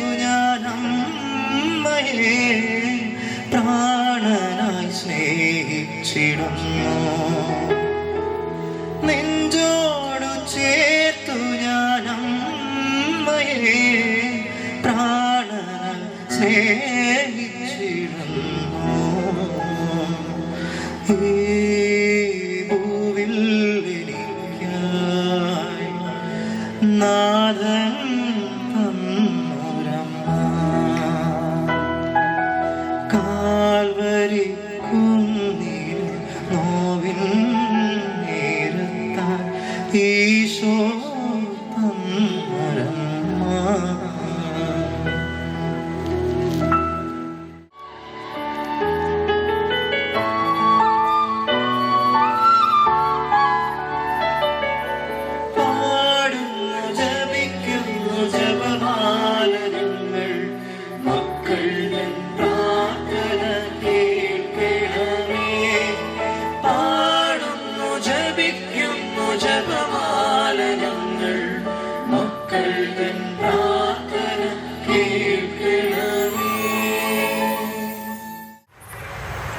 ജോലിയെല്ലാം കഴിഞ്ഞ് മടങ്ങി വരുന്ന അപ്പൻ, നമ്മുടെ വീട്ടിലൊരു അപ്പനുണ്ട് അല്ലേ, അവൻ എന്തെങ്കിലുമൊക്കെ സ്പെഷ്യലുകൾ എൻ്റെ പ്രിയപ്പെട്ടവർക്കായിട്ട് കൊണ്ടുവരാം, പ്രത്യേകിച്ച് കുട്ടികൾക്ക്. അപ്പോൾ അങ്ങനെ ജോലിയെല്ലാം കഴിഞ്ഞ് വരുമ്പോൾ ചില പൊതികളൊക്കെ കുട്ടികളെ പ്രതീക്ഷിക്കാറുണ്ട്. ഇങ്ങനെ സ്ഥിരമായിട്ട് കൊണ്ടുവരുന്ന അപ്പന്മാരുണ്ട്. അങ്ങനെ സ്ഥിരമായിട്ട് കൊണ്ടുവരുന്ന ഒരപ്പൻ തൻ്റെ മക്കൾക്ക് പൊതി കൊടുക്കുകയാണ്. എല്ലാ ദിവസവും ഈ മക്കൾ വളരെ ആകാംക്ഷയോടുകൂടി ചോദിക്കും, ഇന്നെന്താ കൊണ്ടുവന്നേക്കുന്നത്. പക്ഷേ ഇന്ന് അപ്പൻ വന്നപ്പോൾ മൂത്ത മകൻ ചോദിക്കുന്നത് എന്താ കൊണ്ടുവന്നേക്കുന്നില്ല. അവനൊരു ചോദ്യം ചോദിക്കുകയാണ്, കുറച്ച് വളരെ വ്യത്യസ്തമായിട്ടൊരു ചോദ്യം. അപ്പം തന്നെ അമ്പരക്കുന്നുണ്ട്, എങ്ങനെയാണ് എന്നോട് ഇങ്ങനെ ഒരു ചോദ്യം ചോദിക്കാനായിട്ട് എനിക്ക് മനസ്സ് തോന്നിയെന്നാണ്. അവൻ ചോദിക്കുകയാണ്, അപ്പ what is the size of God? ദൈവത്തിൻ്റെ വലിപ്പം എന്താണ്? സാധാരണ അപ്പന്മാരോടൊക്കെ ചോദിച്ചു കഴിഞ്ഞാൽ എനിക്കൊന്നും അറിയാൻ പാടില്ലെന്ന് പറയുമോ. അവരൊന്നും മിണ്ടുന്നില്ല. ഇവന് ഞാൻ എന്ത് മറുപടി കൊടുക്കും? വേഗം തന്നെ അപ്പൻ ഇവനെ പുറത്തേക്ക് വിളിക്കുകയാണ്. ഓ, നല്ല തുറന്ന ആകാശം, അതിലൂടെ ഒരു വിമാനം പോകുന്നുണ്ട്. അപ്പൻ ഇവനോട് കൈ ചൂണ്ടി കാണിച്ചുകൊണ്ട് പറയുകയാണ്, ദാ പോകുന്ന വിമാനത്തിൻ്റെ വലിപ്പമാണ് ഈശോയ്ക്ക്. അപ്പൊ ഇവൻ പെട്ടെന്ന് തന്നെ അടുത്ത് ചോദിച്ചു നോക്കിയാണ്, ഇത്ര ചെറുതാണ് അപ്പ ഈശോ? പിന്നീട് അപ്പൻ എന്ത് പറയണമെന്ന് അറിയാൻ പാടില്ല. അപ്പം വേഗം തന്നെ അവനോട് പറയുകയാണ്, നിലത്ത് പോയിട്ട് നല്ലൊരു ഉടുപ്പൊക്കെ ഇട്ടു, നമുക്കൊരു സ്ഥലം വരെ പോകാം. അങ്ങനെ അവൻ നല്ലൊരു ഉടുപ്പൊക്കെ ഇട്ട് അപ്പനോട് കൂടി നടന്ന് ഒരു സ്ഥലത്തേക്ക് പോകാൻ ചെന്നെത്തുന്നത് ഒരു വലിയ വിമാനത്താവളത്തിലുണ്ട്. വിമാനത്താവളത്തിലേക്ക് പ്രവേശിക്കുന്നു. വിമാനത്തോട് ഓരോ ചവിട്ടുപടിയും ഇങ്ങനെ കയറി അടുത്തെത്താറാകുമ്പോഴും ഈ മകൻ്റെ കണ്ണ് എന്തെന്നില്ലാതെ ഇങ്ങനെ അമ്പരിക്കുകയാണ്. വലിയ ഒച്ചത്തിൽ പറയണം. അപ്പം ഓരോ ചൂടും ഈ വിമാനത്തോട് അടുത്ത് വയ്ക്കുമ്പോൾ എന്തൊരു വലിപ്പമാണപ്പ ഈ വിമാനത്തിന്. എൻ്റെ കണ്ണിനെ വിശ്വസിക്കാൻ പറ്റുന്നില്ല. ഞാൻ നേരത്തെ കണ്ട വിമാനമല്ല അടുത്ത് കാണുന്നു. അപ്പം പറയുന്നുണ്ട്, ഓനെ നമ്മുടെ ദൈവത്തിൻ്റെ വലിപ്പമൊക്കെ അങ്ങനെയൊക്കെ തന്നെയാണ്. നമ്മൾ ദൈവത്തെ അകലെ നിന്ന് വീക്ഷിച്ചതുകൊണ്ടാണ് വലിപ്പം കുറഞ്ഞു. അടുത്തു നിന്ന് വീക്ഷിച്ചാൽ വലിപ്പം കയറി വരും ഇല്ലേ? നമ്മുടെ പ്രിയപ്പെട്ടവർ അങ്ങനെയൊക്കെ തന്നെയാണ്. നമ്മുടെ പ്രിയപ്പെട്ടവരെ അടുത്ത് ചേർത്ത് നിർത്തി ഒന്ന് നോക്കിയാൽ തീർച്ചയായിട്ടും അവർക്ക് എന്തെന്നില്ലാത്തൊരു വലിപ്പമുണ്ട്. നമ്മൾ സ്നേഹിക്കുന്ന, നമുക്ക് ഏറ്റവും പ്രിയപ്പെട്ട ഒരു വ്യക്തിയെക്കുറിച്ചൊക്കെ സംസാരിക്കുമ്പോൾ വാത്തോരാതെ ഇങ്ങനെ സംസാരിച്ചുകൊണ്ടിരിക്കും. അവരുടെ വലിപ്പം മനസ്സിലാക്കിയതുകൊണ്ടാണ്. വെളിപ്പാടിൻ്റെ പുസ്തകത്തിൽ കൃത്യമായിട്ട് പരിശുദ്ധ കന്യകാമറിയത്തിനെ അവതരിപ്പിക്കുന്നുണ്ട്. സൂര്യനെ ഉടയാടയാക്കിയ സ്ത്രീ, പാദത്തിന് കീഴിൽ ചന്ദ്രൻ, ശിരസിൽ 12 നക്ഷത്രങ്ങൾ കൊണ്ട് ഒടിചൂടിയ അല്ലെങ്കിൽ കിരീടം. അപ്പോൾ സൂര്യനെ വസ്ത്രമാക്കിയ ഒരമ്മയെയാണ് നമ്മൾ ഇന്ന് ഇവിടെ കാണുന്നത്. അപ്പോൾ അമ്മയുടെ പ്രകാശം ഒന്ന് ആലോചിച്ച് നോക്കി, അമ്മയുടെ മഹത്വം ഒന്ന് മനസ്സിലാക്കി നോക്കി. അപ്പോൾ സൂര്യൻ്റെയും ചന്ദ്രൻ്റെയും തിളക്കം അമ്മയ്ക്കുണ്ട്. പക്ഷെ നമ്മുടെ വീട്ടിലേക്ക് നോക്കിയാൽ നമുക്കൊരമ്മയുണ്ട് ഇല്ലേ?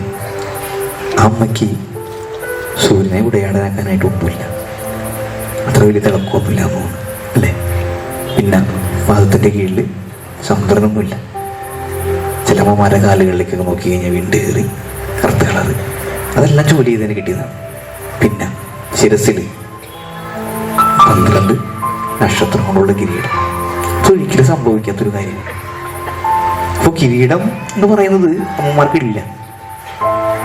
പക്ഷേ നമ്മളൊന്ന് അടുത്ത് നിന്ന്, അകലങ്ങളിൽ നിന്ന് വീക്ഷിക്കാതെ അടുത്ത് നിന്ന് അമ്മയൊന്ന് വീക്ഷിച്ചു കഴിഞ്ഞാൽ സൂര്യനേക്കാൾ തേജസ്സുള്ളൊരു അമ്മയെ നമുക്ക് കാണാനായിട്ട് സാധിക്കും. ഈശോങ്ങനെ പ്രഘോഷിച്ചുകൊണ്ടിരിക്കുമ്പോൾ ജനക്കൂട്ടത്തിൽ നിന്നൊരു സ്ത്രീ എണീക്കുന്നുണ്ട്. എന്നിട്ട് ഉച്ചത്തിൽ വിളിച്ചു പറയാണ്, നിന്നെ വഹിച്ച ഉദരവും നിന്നെ പാലൂട്ടിയ വയോധരങ്ങളും ബാക്കിയുള്ളതും. ആ അമ്മ അങ്ങനെ പ്രഘോഷിക്കണം എന്നുണ്ടെങ്കിൽ തീർച്ചയായിട്ടും എന്താണ്, ഈശോയുടെ മഹത്വം, അല്ലെങ്കിൽ തൻ്റെ ഈശോ വളർത്തിയ അമ്മയുടെ മഹത്വം മനസ്സിലാക്കിയതുകൊണ്ടാണ്. അപ്പോൾ ജീവിതത്തിൽ പലപ്പോഴും നമ്മൾ നമ്മുടെ അമ്മമാരുടെ മഹത്വങ്ങളൊന്നും പലപ്പോഴും മനസ്സിലാക്കാറില്ല. അവരുടെ വലിപ്പം നമ്മൾ മനസ്സിലാക്കാൻ, സൂര്യനെ പോലെ തിളങ്ങി നിൽക്കുന്ന ഒരു അമ്മ നമ്മുടെ വീട്ടിലുണ്ടെന്ന് നമ്മൾ ആലോചിക്കാറില്ല. നേരത്തെ പറഞ്ഞ പോലെ സൂര്യനെ ഉടയാടയാക്കിയ സ്ത്രീ സൂര്യനെ പോലെ കത്തി നിൽക്കുകയാണ്. ഇങ്ങനെ കത്തി നിൽക്കുന്ന ഒരു അമ്മ നമ്മുടെ വീട്ടിലുണ്ട്. പക്ഷെ ഉള്ളാണ് കത്തുന്നത് നമുക്ക് മനസ്സിലാക്കാൻ സാധിക്കാറില്ല. ഈ സൂര്യനോട് അസൂയ കൊണ്ടിട്ട് ഒരു വ്യക്തി ചോദിക്കുന്നുണ്ട്, എങ്ങനെയാണ് എല്ലായിടത്തും ഇങ്ങനെ ഷൈൻ ചെയ്യാനായിട്ട് സാധിക്കുന്നത്? സൂര്യൻ പറയുന്നുണ്ട്, if you want to shine like a sun, then first how to burn like a sun. സൂര്യനെ പോലെ കത്തണമെങ്കിൽ, ഷൈൻ ചെയ്യണമെങ്കിൽ നിങ്ങൾ തീർച്ചയായിട്ടും സൂര്യനെ പോലെ എരിയാനായിട്ട് പഠിക്കണം. അങ്ങനെ എരിഞ്ഞ് മഹത്വം നൽകുന്ന ഒരമ്മയെ നമ്മൾ ദർശിക്കുന്നുണ്ട്. ആ അമ്മയുടെ മഹത്വം തന്നെയാണ് നമ്മൾ പലപ്പോഴും നമ്മുടെ ജീവിതത്തിൽ നമ്മൾ ദർശിക്കേണ്ടത്. ഈശോയ്ക്ക് ഈശോ 3ാമത് കൊടുക്കുന്നൊരു സമ്മാനം എന്ന് ഞാനത് പറഞ്ഞില്ല അല്ലേ? ഈ 3ാമത് സമ്മാനം മാറ്റി വെച്ചതാണ്. കാരണം സ്വർഗവും ഭൂമിയും അമ്മയ്ക്ക് കൊടുക്കുകയാണ്. സ്വർഗം കൊതിച്ച ഒരു യുവതി, അത്രമാത്രം ഭംഗി അമ്മയ്ക്കുണ്ട്. അമ്മ എന്തുകൊണ്ട് സ്വർഗം ലഭിച്ചു, അമ്മയ്ക്ക് എന്തുകൊണ്ട് സ്വർഗം ലഭിച്ചു എന്ന് ചിന്തിക്കാൻ നമുക്ക് മനസ്സിലാകും. അത്രമാത്രം ഈശോയ്ക്ക് പ്രിയപ്പെട്ടവളായിട്ട് ഒത്തിരി സഹനങ്ങൾ ഏറ്റുകൊണ്ട് തൻ്റെ മഹത്വം മനസ്സിലാക്കിക്കൊണ്ട് ജീവിക്കുകയാണ് ചെയ്തത്. അതുകൊണ്ട് തന്നെ ഉടലോടുകൂടി എടുക്കപ്പെടുന്നത്. നമ്മൾ അവസാനത്തെ രഹസ്യത്തിൽ ധ്യാനിക്കുന്നുണ്ട്, സ്വർഗത്തിൻ്റെയും ഭൂമിയുടെയും രാജ്ഞിയായിട്ട് കൊണ്ടുധരിപ്പിക്കപ്പെട്ടു. അപ്പം അങ്ങനെയൊക്കെ നമ്മൾ നമ്മുടെ അമ്മമാരെ മഹത്വം മനസ്സിലാക്കണം. ഈ അഗസ്റ്റിൻ്റെ ജീവിതകഥ അല്ലെങ്കിൽ ആത്മകഥ വായിച്ചവരുണ്ടോ എന്ന് എനിക്കറിയില്ല. അഗസ്റ്റിൻ തൻ്റെ ഏറ്റവും അവസാന നാളുകളിൽ ഈശോയോട് പറയുന്നൊരു കാര്യമുണ്ട്, എൻ്റെ പ്രിയപ്പെട്ട ഈശോയെ, ഞാൻ അങ്ങയുടെ ഏറ്റവും പ്രിയ പൈതലായിട്ട് ഇന്ന് മാറിയിട്ടുണ്ടെങ്കിൽ അങ്ങ് എനിക്ക് ഇങ്ങനെ ഒരു അമ്മയെ തന്നുകൊണ്ടാണ്. അഗസ്റ്റിൻ്റെ ജീവിതം നമുക്കറിയാം. നടക്കാത്ത വഴികളൊന്നുമില്ല, ചെയ്യാത്ത തെറ്റുകളൊന്നുമില്ല. എല്ലാ ഇരുട്ടിലൂടെയും ഇങ്ങനെ കടന്നു പോയിട്ടുണ്ട്. ആ ഇരുട്ടുകളിലൂടെ കടന്നു പോകുമ്പോഴും അമ്മ മകൻ്റെ വിശുദ്ധിക്ക് വേണ്ടിയാണ് പ്രാർത്ഥിക്കുന്നത്. എല്ലാ ദിവസവും ഒത്തിരി പ്രാർത്ഥിക്കും. അങ്ങനെ പ്രാർത്ഥിച്ച് ഒരു ദിവസം ഇരുട്ടെല്ലാം വീതിച്ച് വെളിച്ചത്തിലേക്ക് അഗസ്റ്റിൻ വരുന്നുണ്ട്. അഗസ്റ്റിൻ വിശുദ്ധനാകുന്നുണ്ട്. ഈശോയുടെ ഏറ്റവും പ്രിയപ്പെട്ട മകനായിട്ട് മാറുന്നുണ്ട്. അത് ഒരമ്മയ്ക്ക് മാത്രമേ പറ്റുള്ളൂ. അമ്മയുടെ മഹത്വം മനസ്സിലാക്കിയവർക്ക് മാത്രമേ അമ്മയെ ഇങ്ങനെ ഇത്രമാത്രമൊക്കെ പ്രഘോഷിക്കാനായിട്ട് സാധിക്കുള്ളൂ. അഗസ്റ്റിൻ അങ്ങനെയാണ് അമ്മയെ എടുത്ത് തൻ്റെ ആത്മകഥയിൽ ചിത്രീകരിക്കുന്നത്. ഇത്രമാത്രം ഭംഗിയുള്ളൊരു അമ്മയെ എനിക്ക് ലഭിക്കുന്നത് ഇങ്ങനെയാണ്. അപ്പോൾ നമ്മുടെ അമ്മമാരുടെ മഹത്വമൊക്കെ നമ്മൾ പരസ്പരം മനസ്സിലാക്കുക. എല്ലാ ദിവസവും ഞാനൊരു ചെറിയ കോട്ട് എൻ്റെ പ്രിയപ്പെട്ടവർക്ക് ഞാൻ അയക്കാറുണ്ട്. അതൊരു ബ്രോഡ്കാസ്റ്റ് മെസ്സേജാണ്. അതൊരു ബ്ലാക്ക് കോഫി എന്ന് പറഞ്ഞ് ഞാൻ ബ്രോഡ്കാസ്റ്റ് ഒരു പേരിട്ടിട്ട് രാവിലത്തെ ഒരു ചായ എന്നുള്ള രീതിയിൽ ഒരു ചിന്ത ഞാൻ എല്ലാവർക്കും അയക്കും. ഇന്ന് ഞാൻ അയച്ചത് അമ്മയെക്കുറിച്ച് തന്നെയാണ്. കാരണം ഇങ്ങനെ ഒരു പരിപാടി നടക്കുന്നുണ്ട്. അപ്പോൾ എനിക്ക് തോന്നി അമ്മയെക്കുറിച്ച് അയക്കാം. If life is A book, my mother is A favourite chapter. എൻ്റെ ജീവിതം അല്ലെങ്കിൽ ജീവിതം എന്ന് പറയുന്നത് ഒരു പുസ്തകമാണെങ്കിൽ അതിലെ ഏറ്റവും നല്ല അധ്യായം, ഏറ്റവും പ്രിയപ്പെട്ട അധ്യായം എന്ന് പറയുന്നത് എൻ്റെ അമ്മയുടെ അധ്യായം തന്നെയാണ്. ആ ചാപ്റ്റർ നമ്മൾ ശരിയായിട്ട് ധ്യാനിച്ചില്ല, ശരിയായിട്ട് വായിച്ചില്ല, ശരിയായിട്ട് നിങ്ങൾ സ്കിപ്പ് ചെയ്ത് കളയുകയാണെങ്കിൽ നമുക്ക് നഷ്ടമാകുന്നത് ഈ ഭൂമിയിൽ ഏറ്റവും ബ്യൂട്ടിഫുൾ ആയിട്ടുള്ളൊരു സോളിനെയാണ്, ഏറ്റവും പ്രിയപ്പെട്ടൊരു വ്യക്തിയാണ്. അപ്പോൾ നമ്മുടെ വീട്ടിലുള്ള അമ്മമാരെയൊക്കെ മഹത്വങ്ങൾ നമ്മൾ മനസ്സിലാക്കാം. അവർ ചെറിയ ചെറിയ കാര്യങ്ങളൊക്കെ ആഗ്രഹിക്കുന്നുണ്ട്, അതൊക്കെ നടത്തി കൊടുക്കുക. ആ പ്രിയപ്പെട്ട അമ്മമാരുടെ ഏറ്റവും പ്രിയപ്പെട്ടവരായിട്ട് മാറുകയും ആ അമ്മമാരുടെ മഹത്വത്തിന് വേണ്ടി പ്രാർത്ഥിക്കുകയും ചെയ്യുക. കാരണം നമ്മൾക്ക് അറിയാം, വിലപിടിപ്പുള്ളത് എന്ന് നമ്മുടെ കയ്യിൽ നിന്ന് നഷ്ടമാകുമ്പോൾ അന്നാണ് അതിൻ്റെ യഥാർത്ഥ മൂല്യം നമ്മൾ മനസ്സിലാക്കുന്നത്. നമ്മൾ ഒത്തിരി മരണത്തിന് ശേഷമുള്ള സംസ്കാര ചടങ്ങുകളിലൊക്കെ പങ്കെടുത്തിട്ടുണ്ട്. തൻ്റെ പ്രിയപ്പെട്ടവർ മരിച്ചു കഴിഞ്ഞാൽ അന്നേ വരെ നോക്കാത്ത വ്യക്തികൾ പോലും അദ്ദേഹത്തെ ചുംബിക്കും, ഹഗ് അവർക്ക് പ്രാർത്ഥിക്കും, പിറ്റേ ദിവസം കുർബാന അർപ്പിക്കും, സെമിത്തേരിയിൽ പോകും, മെഴുകുതിരി കത്തിക്കും, ഒരുപക്ഷെ ഒരു മാസത്തോളം കുർബാന അർപ്പിക്കും. അതൊക്കെ ചെയ്യേണ്ടത് ഇത് മരിച്ചതിന് ശേഷമല്ല, ജീവിച്ചതിന് ശേഷമാണ്.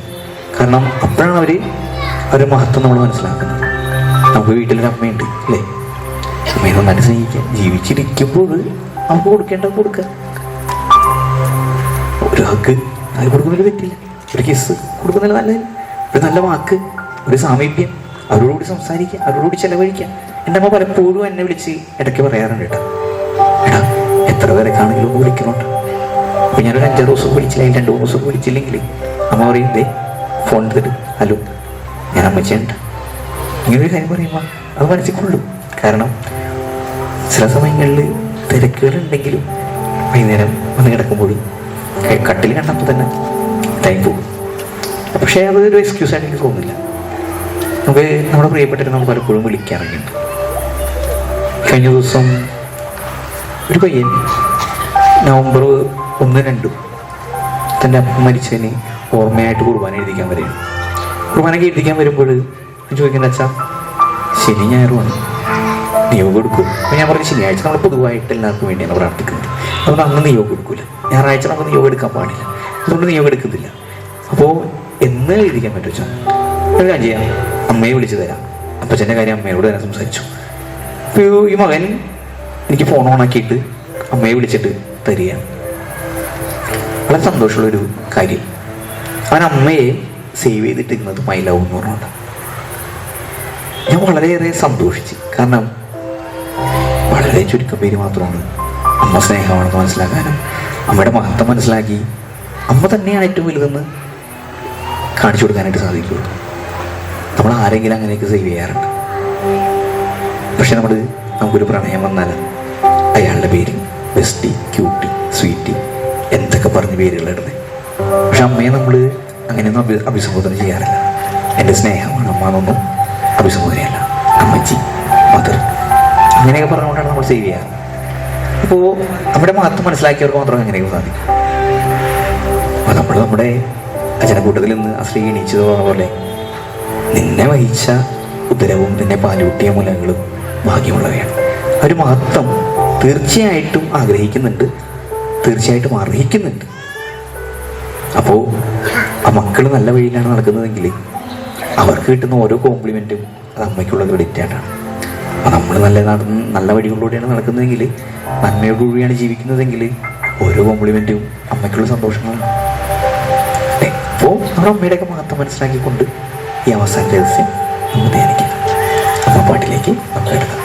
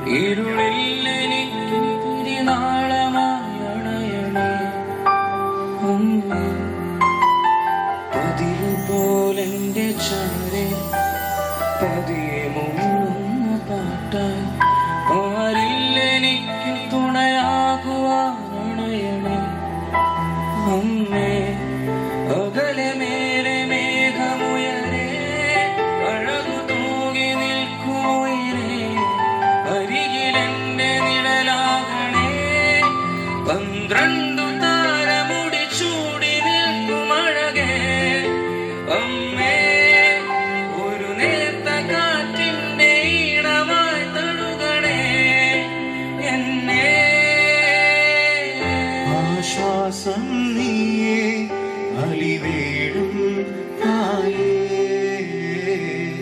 എൻ ശ്വാസം നീയേ എന്നുയിരേ തായേ ആശ്വാസം നീയേ അലിവേടും തായേ എൻ ശ്വാസം നീയേ എന്നുയിരേ തായേ.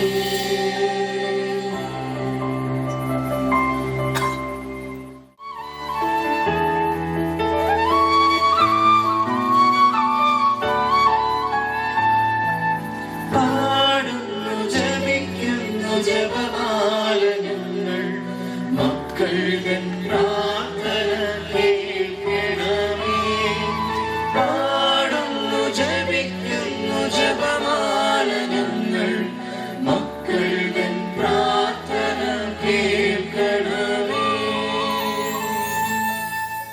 ജപമാല സമർപ്പണം. മുഖ്യദൂതനായ വിശുദ്ധ മിഖായേലെ, സ്ലീഹന്മാരായ വിശുദ്ധ പത്രോസെ, വിശുദ്ധ പൗലോസെ, വിശുദ്ധ യോഹന്നാനെ, വിശുദ്ധ തോമായെ, മഹാത്മാവായ വിശുദ്ധ ഔസേപ്പെ, ഞങ്ങൾ വലിയ പാപികളായിരിക്കുന്നുവെങ്കിലും ഞങ്ങൾ ജപിച്ച ഈ പ്രാർത്ഥന നിങ്ങളുടെ കീർത്തനങ്ങളോടുകൂടെ ഒന്നായി ചേർത്ത് പരിശുദ്ധ ദൈവമാതാവിന്റെ തൃപാദത്തിങ്കൽ കാഴ്ചവെക്കുവാൻ നിങ്ങളോട് ഞങ്ങൾ പ്രാർത്ഥിക്കുന്നു. ഇനിയൊരു പ്രദക്ഷിണമായിട്ട് നമ്മുടെ കുരിശടിയിൽ പോവുകയാണ്. എല്ലാവരുടെ കയ്യിലിരിക്കുന്ന തിരികളെ കത്തിച്ച് നിരനിരയായിട്ട് നമുക്ക് ഈ ലുപ്റ്റിനിയിലും സർവീസിലൂടെ പ്രാർത്ഥിച്ചുകൊണ്ട് ഈ ലുപ്റ്റിനിയിൽ ഏറ്റവും ഭക്തിയോടുകൂടി തന്നെ പങ്കുചേർന്നുകൊണ്ട് തിരിച്ചു വരാം. അതിനുശേഷം സമാപന ബ്ലെസ്സിങ് കഴിഞ്ഞ് ബ്രഹ്മപാട്ടോടുകൂടി നമ്മുടെ ജപമാല അവസാനിക്കുമായിരിക്കും. അപ്പോൾ എല്ലാവരും പ്രദക്ഷിണത്തിനായിട്ട് ഒരുങ്ങുക.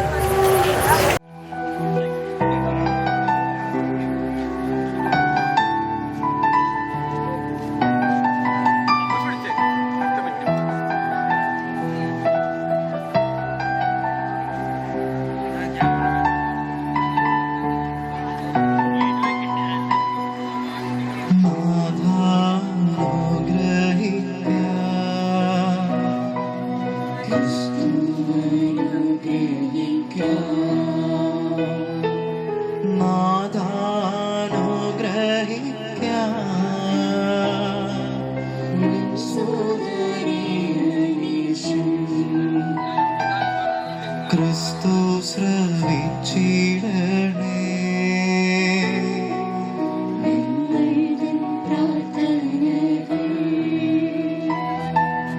ക്രിസ്തു കൈക്കൊള്ളണമേ.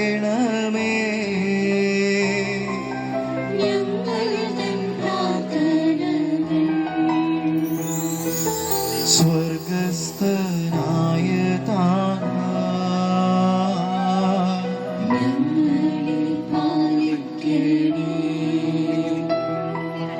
രക്ഷക ദൈവസുതാ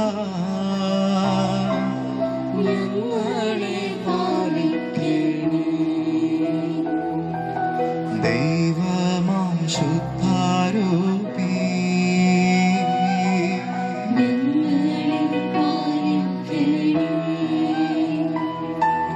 ത്രിത്വൈക ദൈവമേ നീ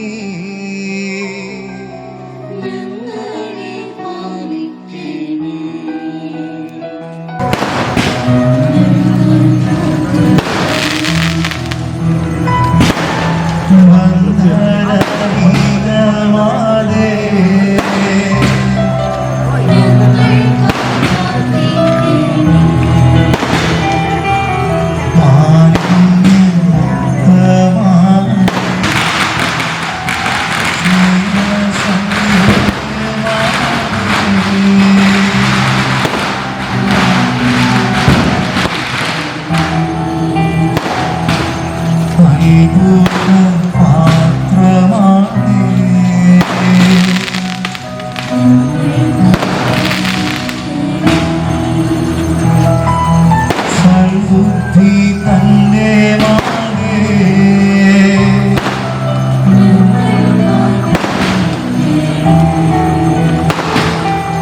സൃഷ്ടി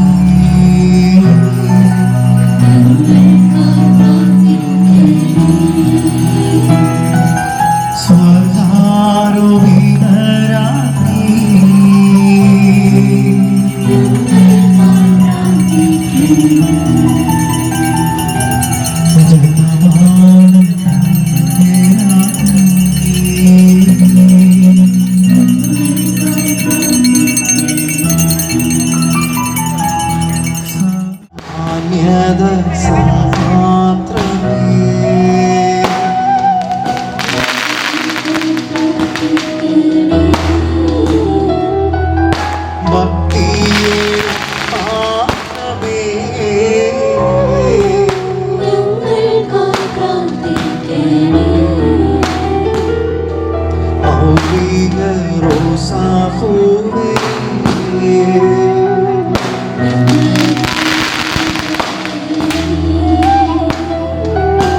ദാവീദിൻ പ്രാകാരമേ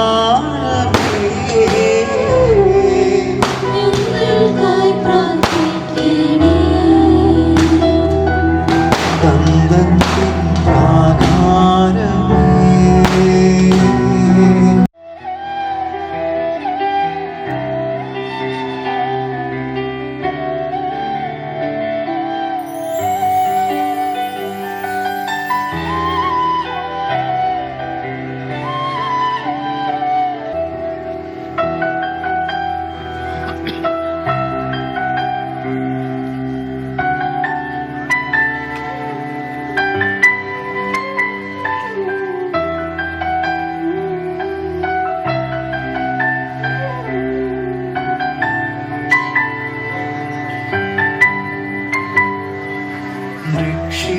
രക്ഷിതാവിന്റെ മാമേ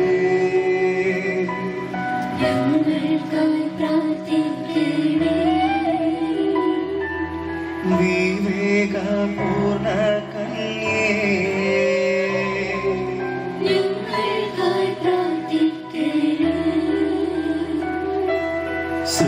സൃഷ്ടിതാവിന്റെ മാമേ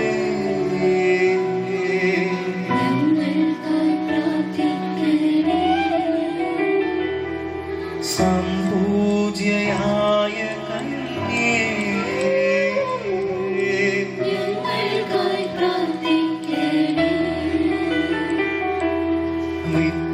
വിഖ്യാതയായ കന്യേ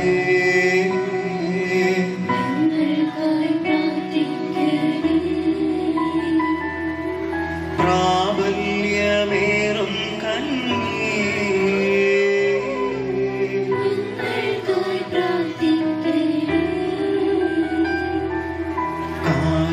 കാരുണ്യപൂർണ്ണ കന്യേ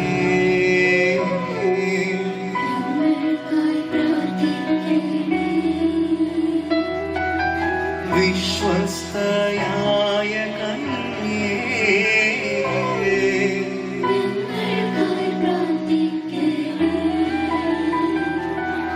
നീതി തൻ ദർപ്പണമേ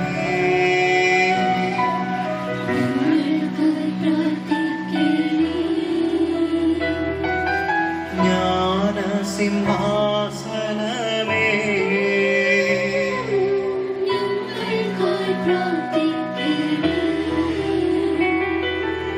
ആനന്ദ കാരണമേ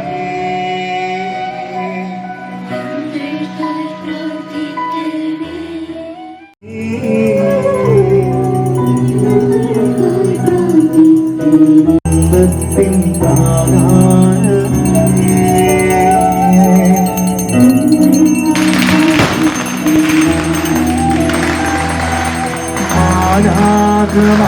ആരാധനാദംഗാഗ്നി ആലതന്റെ രാജ്ഞി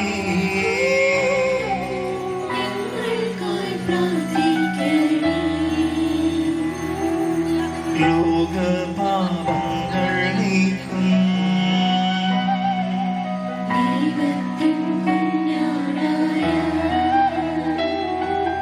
കർത്താവേ ഞങ്ങളോട് നിത്യം ക്ഷമിക്കണമേ ലോകപാപങ്ങൾ നീക്കും ദൈവത്തിൻ കുഞ്ഞാടായ കർത്താവേ ഞങ്ങളുടെ പ്രാർത്ഥന കേൾക്കണമേ ലോകപാപങ്ങൾ നീക്കും ദൈവത്തിൻ കുഞ്ഞാടായ കർത്താവേ ഞങ്ങളെ നീ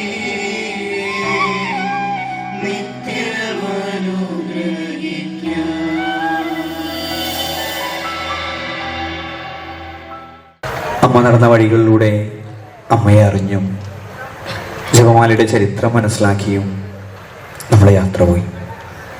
അവിടെ മഹത്വം മനസ്സിലാക്കി അമ്മയെ ഒത്തിരി സ്നേഹിക്കുന്നുണ്ടെന്ന് ഈശോ തന്നെ നമുക്ക് വെളിപ്പെടുത്തി തന്നതാണ്. ഈ ജപമാല അവസാനിക്കുമ്പോൾ നമുക്കറിയാം, നമ്മളെല്ലാ വഴികളിലൂടെയും സഞ്ചരിച്ചു. സന്തോഷത്തിൻ്റെയും പ്രകാശത്തിൻ്റെയും ദുഃഖത്തിൻ്റെയും മഹിമയുടെയും എല്ലാ രഹസ്യങ്ങളിലൂടെയും കടന്നു പോകുമ്പോൾ അമ്മ വഴികളിലൂടെയാണ് നമ്മൾ സഞ്ചരിച്ചത്.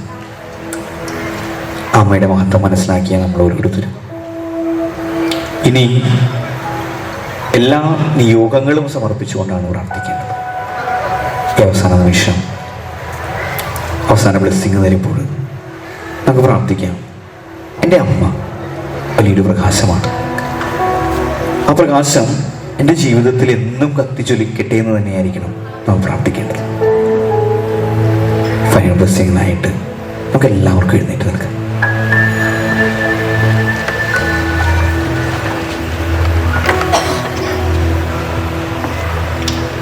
സ്നേഹനിധിയായ കർത്താവേ,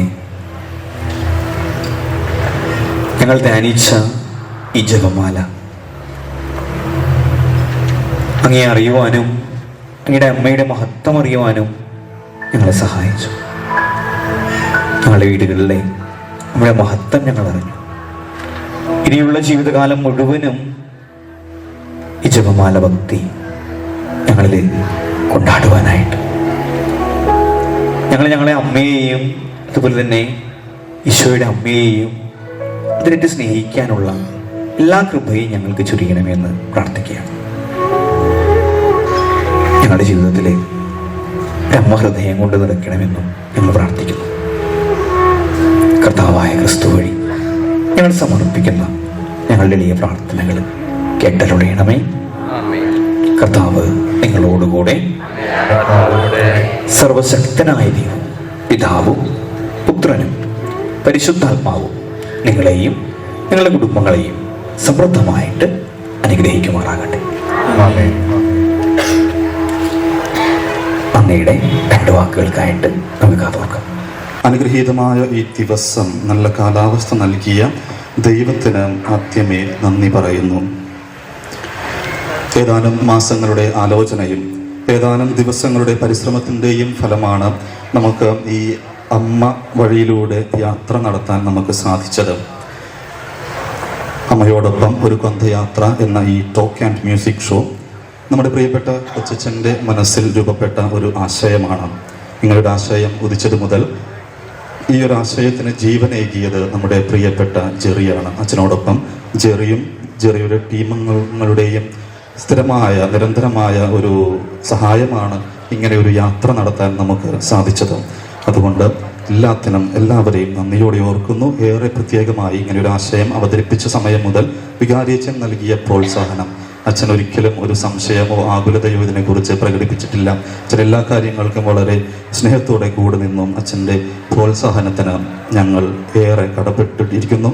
അച്ഛന് എല്ലാവരുടെയും പേരിലുള്ള സ്നേഹപൂർവമായ നന്ദി ഒത്തിരി സ്നേഹത്തോടെ അറിയിക്കുന്നു. നമ്മുടെ ഈ പരിപാടിയുടെ ആമുഖം നമ്മൾ ഒരു കൊന്തയുടെ ചരിത്രം കേട്ടുകൊണ്ടാണ് ആരംഭിച്ചത്. ഇതിന് ശബ്ദം നൽകിയത് നമുക്കേറെ പ്രിയങ്കരിയായ നമ്മുടെ പൗളി ചേച്ചിയാണ്. നമ്മുടെ അയൽ ഇടവക അംഗമാണ് പൗളി ചേച്ചി. പൗളി ചേച്ചിയുടെ എളിമയും സ്നേഹവും സഹായവും ഒക്കെ നമ്മുടെ ഈ പരിപാടിയെ കുറെ കൂടി മനോഹരമാക്കിയിട്ടുണ്ട്. വളരെ എളിമയോടെയാണ് പൗളി ചേച്ചി ഈ ഒരു ഇത് സ്വീകരിച്ചത്. അലിജു അച്ഛൻ ആവശ്യപ്പെട്ടപ്പോൾ തന്നെ പൗളി ചേച്ചി വരാമെന്ന് സമ്മതിച്ചു. പിന്നീട് അവരോടൊപ്പം സ്റ്റുഡിയോയിൽ പോയി റെക്കോർഡ് ചെയ്ത് വളരെ കൃത്യമായിട്ടും ഭംഗിയായിട്ടുമൊക്കെ റെക്കോർഡ് ചെയ്ത് നമുക്ക് അത് നമ്മുടെ മുമ്പിൽ അവതരിപ്പിച്ച് തന്നു. അതുകൊണ്ട് പൗളി ചേച്ചിക്ക് ഈ ഒരു ടീം അംഗങ്ങളുടെ പേരിലും ഇടവകയുടെ പേരിലുമുള്ള പ്രത്യേകമായ നന്ദി അറിയിക്കുന്നു. പൗളി ചേച്ചിക്ക് ഇനിയും സിനിമാ രംഗത്ത് ഒരുപാട് നല്ല മേഖലകളിൽ എത്തുവാൻ സാധിക്കട്ടെ എന്ന് സ്നേഹപൂർവ്വം ആശംസിക്കുന്നു. ചേച്ചിക്കൊരു ചെറിയ ഉപഹാരം നൽകാനായിട്ട് ബഹുമാനപ്പെട്ട വികാരിയച്ഛനെ ക്ഷണിക്കുന്നു. അതോടൊപ്പം പൗളി ചേച്ചിയെയും വേദിയിലേക്ക് സ്നേഹപൂർവ്വം ക്ഷണിക്കുന്നു. എല്ലാവരും നല്ലൊരു കയ്യടി നൽകുന്നു.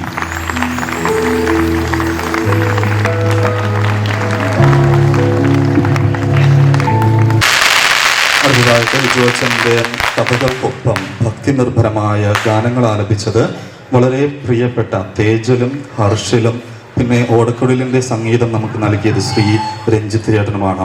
അച്ഛൻ്റെ കസിൻ സഹോദരനും കൂടിയാണ് നമ്മുടെ തേജൽ, അതോടൊപ്പം തന്നെ നമ്മുടെ മുൻ KLCയുടെയൊക്കെ പ്രസിഡന്റൊക്കെ ആയിരുന്ന ഷാജി ചേട്ടൻ്റെ മകൻ കൂടിയാണ് തേജൽ. ഇന്നലെ രാത്രി 11:30 വരെയൊക്കെ അവരുടെ പ്രാക്ടീസ് ഇവിടെ ഉണ്ടായിരുന്നു. വളരെയേറെ സ്നേഹത്തോടെ തേജലും ഹർഷിലും രഞ്ജിത്ത് ചേട്ടനും ഒക്കെ നമ്മുടെ ഇവിടെ ആയിരുന്നു. അവരുടെ സംഗീതത്തിനും വളരെ മധുരമായ ഈ ഒരു ഗാനങ്ങൾക്കും, ഈ ഗാനമാണ് ഒത്തിരി ഈ ഒരു സായാഹ്നത്തെ മനോഹരമാക്കിയത്. ഞാൻ പൊതുവെ പാട്ട് കേൾക്കുകയോ പാട്ട് പാടാൻ അറിയാവുകയോ ചെയ്യാത്ത ഒരാളാണ്. പക്ഷേ തേജലിൻ്റെ പാട്ട് ഞാൻ കേൾക്കാറുണ്ട്. ആശീർവാദം എന്ന പരിപാടി കഴിഞ്ഞ പ്രാവശ്യം ആശീർ ഭവനിൽ അവതരിപ്പിച്ചപ്പോൾ ആ ഒരു പരിപാടി ഞാൻ കണ്ടിരുന്നു, ആസ്വദിച്ചിരുന്നു. അതുകൊണ്ട് തേജലിൻ്റെ പാട്ട് ഞാൻ യൂട്യൂബിലിടയ്ക്ക് സെർച്ച് ചെയ്ത് കേൾക്കുന്നുണ്ട്. തേജലിന് ഇനിയും ഒരുപാട് ഉയരങ്ങളിൽ, തേജലിനും ഹർഷലിനും രഞ്ജിത്ത് ചേട്ടനും ഒക്കെ ഒരുപാട് ഉയരങ്ങളിൽ ഇനിയും എത്താൻ സാധിക്കട്ടെ. പള്ളിയോട് ചേർന്ന് ഇങ്ങനെ നിന്നവരൊക്കെയാണ് ഇന്ന് വലിയ മേഖലകളിൽ എത്തിയിട്ടുള്ളത്. ഇവർക്ക് ഒരുപാട് ദൈവാനുഗ്രഹങ്ങൾ ഉണ്ടാവട്ടെ, ഇനിയും വലിയ വലിയ മേഖലകളിൽ എത്താൻ സാധിക്കട്ടെ എന്ന് ആത്മാർത്ഥമായി തേജലിനും ഹർഷലിനും രഞ്ജിത്ത് ചേട്ടനും സ്നേഹപൂർവ്വം ആശംസിക്കുന്നു. അതോടൊപ്പം ഈ ഒരു ഇടവകയുടെ പേരിലുള്ള നന്ദിയും സ്നേഹപൂർവ്വം നേരുന്നു. നന്ദി തേജൻ. ഇവരോടൊപ്പം ചേർന്ന് കോറസ് പാടി മനോഹരമാക്കിയത് നമ്മുടെ തന്നെ ഇടവക അംഗങ്ങളായ അനഘ, സേറ, നിക്കോൾ ആൻഡ് റിനീറ്റ ഇവരാണ്. ഇവരുടെ മനോഹരമായിട്ട് തന്നെ അവരവരുടെ കോറസ് ആലപിച്ചു. ഇന്നലത്തെ വളരെ ചെറിയ ഒരു പ്രാക്ടീസ് മാത്രമാണ് അവർക്ക് കിട്ടിയത്, പക്ഷേ വളരെ മനോഹരമായി അവരത് ചെയ്തു. അവർക്കും ഒരുപാട് ഉയരങ്ങളിലെത്താൻ, സംഗീതത്തിൻ്റെ നല്ല മേഖലകളിലേക്ക് എത്തിച്ചേരുവാൻ അവർക്ക് സാധിക്കട്ടെ എന്ന് ആശംസിക്കുന്നു. ദൈവാനുഗ്രഹങ്ങളും പ്രാർത്ഥനയും ഒപ്പം നന്ദിയും നേരുന്നു. ഈ ഒരു പ്രോഗ്രാമിന് നമുക്ക് ലൈറ്റും സൗണ്ടും ഒക്കെ സജ്ജീകരിച്ചത് ലാങ്സൺ ചേട്ടനും ടീം അംഗങ്ങളുമാണ്. അവർക്കും അതോടൊപ്പം LED വാൾ ക്രമീകരിച്ച ഗ്രാൻഡ് മീഡിയയുടെ ഉടമ ഷാൻഡു ചേട്ടനും സ്റ്റേജ് നൽകിയ MX ഡെക്കറേഷൻസ് കപ്പിത്താൻസിനും ഏറെ പ്രത്യേകം ഇടവകയുടെ പേരിലുള്ള നന്ദി അറിയിക്കുന്നു. നമ്മുടെ ഈ പരിപാടിക്ക് സാമ്പത്തികമായി സഹായിച്ച ഒരുപാട് നല്ല മനസ്സുകളുണ്ട്. ഏറ്റവും പ്രത്യേകമായി അവരെ ഓർക്കുന്നു. അവരുടെ നല്ല മനസ്സും അവരുടെ സാമ്പത്തികമായ പ്രോത്സാഹനവുമാണ് നമുക്കിങ്ങനെ ഒരു സ്റ്റേജ് ആൻഡ് മ്യൂസിക് ഷോ ഒരുക്കാൻ സാധിച്ചത്. അവരുടെ എല്ലാ നല്ല മനസ്സിനും ആത്മാർത്ഥമായ നന്ദി അർപ്പിക്കുന്നു. ഏറെ പ്രത്യേകമായി എഡുവെന്റ് എന്ന കമ്പനിക്കും വളരെ സ്നേഹത്തോടെ നന്ദി അറിയിക്കുന്നു. അടുത്തതായിട്ട് നമ്മുടെ 2 കോൺവെൻറ്റുകളിലെ സിസ്റ്റേഴ്സിനെയും നന്ദിയോടെ ഓർക്കുന്നു. പ്രത്യേകമായി സിസ്റ്റർ സൗമ്യ, സിസ്റ്റർ സീന, അവരാണ് നമുക്കായി ജപമാലയുടെ പ്രാർത്ഥനകൾ ചൊല്ലിത്തന്നത്. അവരെയും ഏറെ സ്നേഹത്തോടെ നന്ദിപൂർവ്വം ഓർക്കുന്നു. നമ്മുടെ ഇടവകയിലെ എല്ലാ സംഘടനകൾക്കും, കേന്ദ്രസമിതി, കൈക്കാരന്മാർ, കപ്പ്യാർ, ശ്രീ സെബാസ്റ്റ്യൻ ചേട്ടൻ തുടങ്ങിയവർക്കും എല്ലാവർക്കും ഹൃദയപൂർവ്വം നന്ദി. കാറ്റക്കിസം HM ആയിട്ടുള്ള നമ്മുടെ ടെർസീറ്റ ടീച്ചറിനും സെക്രട്ടറി ആഗ്നസിനും PCLP സ്കൂളിൻ്റെ HM ബഹുമാനപ്പെട്ട മിനി ടീച്ചറിനും മറ്റ് അധ്യാപകർക്കും പ്രത്യേകം നന്ദി പറയുന്നു. അവരാണ് ഇതിൻ്റെ സ്ക്രിപ്റ്റിനൊക്കെ സഹായിച്ചതും എഴുതാനുള്ളതൊക്കെ കറക്റ്റ് ചെയ്തതെന്നും ഒക്കെ അവരാണ്. അവരെ സ്നേഹപൂർവ്വം നന്ദിയോടെ ഓർക്കുന്നു. ഏറ്റവും അവസാനമായിട്ട് മാറ്റിവെച്ചതാണ് നമ്മുടെ ഈ പെരുമ്പള്ളിപ്പള്ളിയുടെ സ്വകാര്യ അഹങ്കാരവും അഭിമാനവുമൊക്കെയായ, നമുക്ക് വേണമെങ്കിൽ ഈ വട്ടക്കൽ ബോയ്സ് എന്നൊക്കെ വിശേഷിപ്പിക്കാവുന്ന നമ്മുടെ ചെറുപ്പക്കാരായ നമ്മുടെ യൂത്ത്. ഈ വട്ടിക്കലിൽ ഇരുന്നുള്ള അവരുടെ വൈകുന്നേരങ്ങളിലെ സംഭാഷണത്തിൽ വന്ന ഒരു ആശയമാണ്, കൊച്ചച്ഛന് തോന്നിയ ഒരു ആശയം അവരുമായി പങ്കുവെച്ചു. ജെറിയോടത് പങ്കുവെച്ചു. പിന്നീട് അവർ നൽകിയ പിന്തുണയാണ് ഈ ഒരു യാത്രയ്ക്ക് നമുക്ക് വഴിയൊരുക്കിയത്. ഏറെ പ്രത്യേകമായി ലിജോ അച്ഛനെ ഞാൻ ഓർക്കുന്നു. സെമിനാരി കാലം മുതലുള്ള പരിചയമാണ് ലിജോ അച്ഛനോട്. അന്നും ഇതുപോലെ തന്നെയാണ് അച്ഛൻ എല്ലാവരെയും, വഴി കൂടി പോകുന്ന എല്ലാവരെയും ഇങ്ങനെ സംസാരിക്കും, എല്ലാവരെയും ചിരിപ്പിക്കും, എല്ലാവരോടും എന്തെങ്കിലുമൊക്കെ ഇങ്ങനെ പറഞ്ഞാണ് അച്ഛൻ കടന്നു പോകുക. ചിലപ്പോഴൊക്കെ വഴിയിലുള്ള ചെടികളോടും പൂക്കളോടൊക്കെ ഇങ്ങനെ സംസാരിച്ച് നടക്കുന്നത് നമുക്ക് കാണാം. അപ്പോൾ അതിനൊരു മാറ്റവും ഇന്നും വന്നിട്ടില്ല. ഇന്നും ഇങ്ങനെ വഴി കൂടി പോകുന്നവരോട് എല്ലാവരോടും വളരെ ഒച്ചയിലൊക്കെ സംസാരിച്ച് ഇങ്ങനെ പോകും. ബഹുമാനപ്പെട്ട ലിജോ അച്ഛൻ വളരെ അനുഗ്രഹീതമായൊരു കലാകാരൻ കൂടിയാണ്. സെമിനാറിലെ ഡെക്കറേഷൻസ് എല്ലാം അന്ന് ചെയ്തിരുന്നതും അതിന് ചിത്രങ്ങൾ വരച്ചിരുന്നതും ഒക്കെ ലിജോ അച്ഛനാണ്. അന്നും അച്ഛനെ സഹായിക്കാൻ പറ്റിയിട്ടുണ്ട്. ഈ ദിവസങ്ങളിലും ഇതിൻ്റെയും ചെറിയൊരു സഹായം അച്ഛൻ നൽകാൻ എനിക്ക് സാധിച്ചത് ഞാനൊരു അഭിമാനമായിട്ട് കരുതുന്നു. അച്ഛൻ ഇനിയും ഒരുപാട് മറ്റിടവുകളിൽ ചെല്ലുമ്പോഴും ഇതുപോലെ ജനങ്ങളെ ആത്മീയമായി അവരെ നയിക്കാൻ സാധിക്കട്ടെ എന്ന് പ്രത്യേകം ആശംസിക്കുന്നു. അച്ഛൻ ഇന്ന് ഭക്ഷണം കഴിച്ചിട്ടില്ല. ഈ സമയം വരെയും അച്ഛൻ ഭക്ഷണം കഴിച്ചിട്ടില്ല. ഇടയ്ക്ക് വെള്ളം മാത്രമാണ് അച്ഛൻ കുടിച്ചിട്ടുള്ളത്. ഇന്നലെ രാത്രി കിടന്നത് ഏകദേശം 1:30 ആണെന്നാണ് ഞാൻ അറിഞ്ഞത്. ഞാൻ 12 മണിക്ക് പോയി കിടന്നു. അച്ഛൻ 1:30 വരെ 2 മണിയൊക്കെ ആയിട്ടുണ്ടാകണം അച്ഛൻ കിടന്നപ്പോൾ. രാവിലെ തന്നെ 6 മണിയായപ്പോൾ തന്നെ എഴുന്നേറ്റു. ഈ സമയം വരെയും ഭക്ഷണം പോലും കഴിക്കാതെയാണ് ഈ ഒരു പരിപാടിക്ക് അച്ഛൻ തയ്യാറെടുത്തത്. അച്ഛൻ്റെ അധ്വാനം നമുക്കെല്ലാവർക്കും അറിയാം. അതിൻ്റെ വിജയം നമ്മൾ കണ്ടു. സ്നേഹപൂർവ്വം വികാരിയച്ഛൻ്റെ പേരിലും ബഹുമാനപ്പെട്ട മാനുവച്ഛൻ്റെ പേരിലും ഇവിടെ കൂടിയിരിക്കുന്ന നിങ്ങൾ ഓരോരുത്തരുടെ പേരിലുമുള്ള ആത്മാർത്ഥമായ നന്ദിയും സ്നേഹവും ബഹുമാനപ്പെട്ട ലിജോ അച്ഛന് സ്നേഹപൂർവ്വം നേരുന്നു. നമ്മുടെ പ്രിയപ്പെട്ട ജെറി ആൻഡ് ടീം അവരാണ് ഈ പരിപാടിക്ക് ജീവനേകിയത്.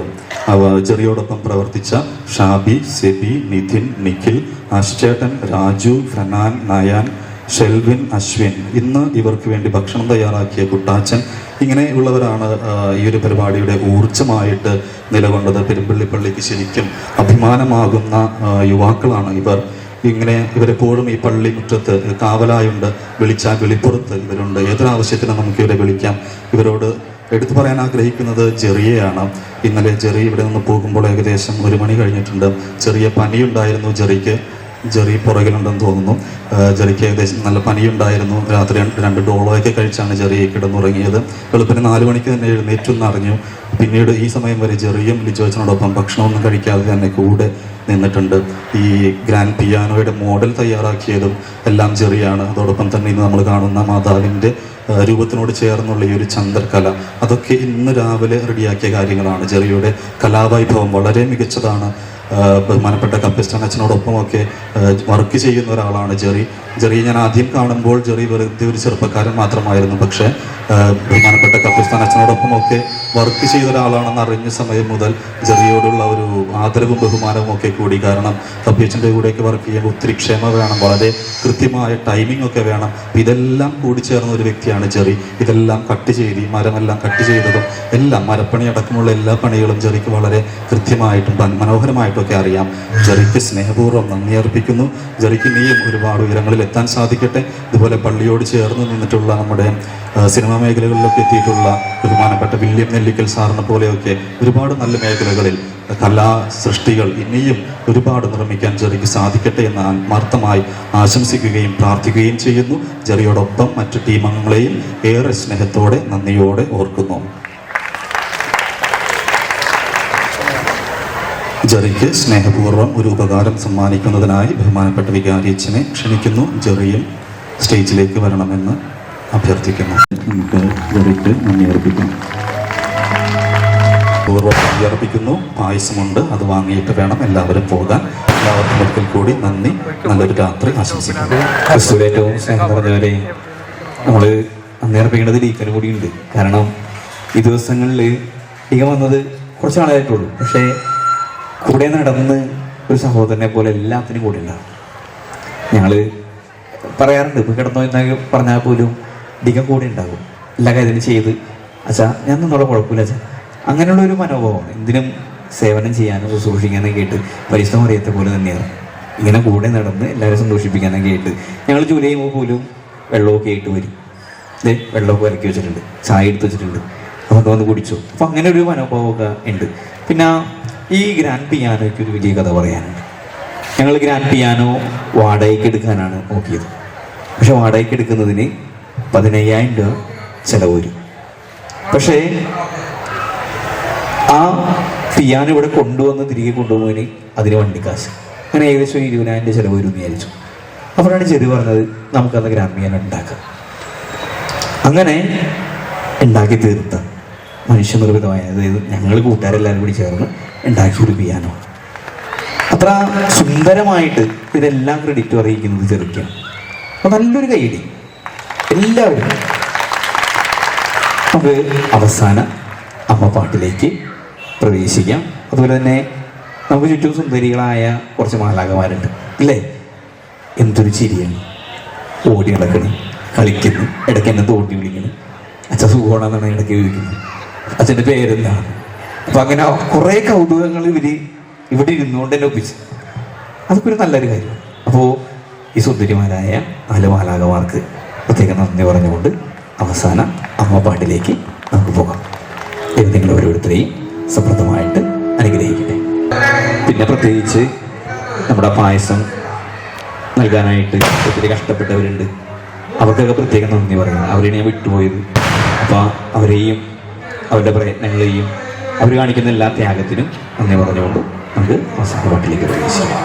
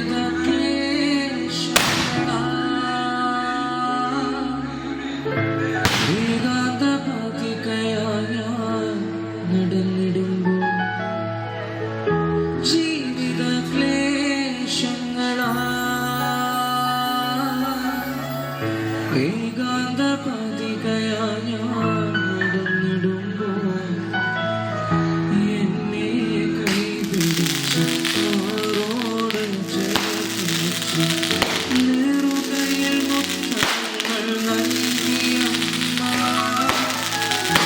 എന്നെ കൈപിടിച്ച് മാറോട് ചേർത്ത് നെറുകയിൽ മുത്തങ്ങൾ നൽകിയമ്മ ഈശ്വരനായ എന്റെ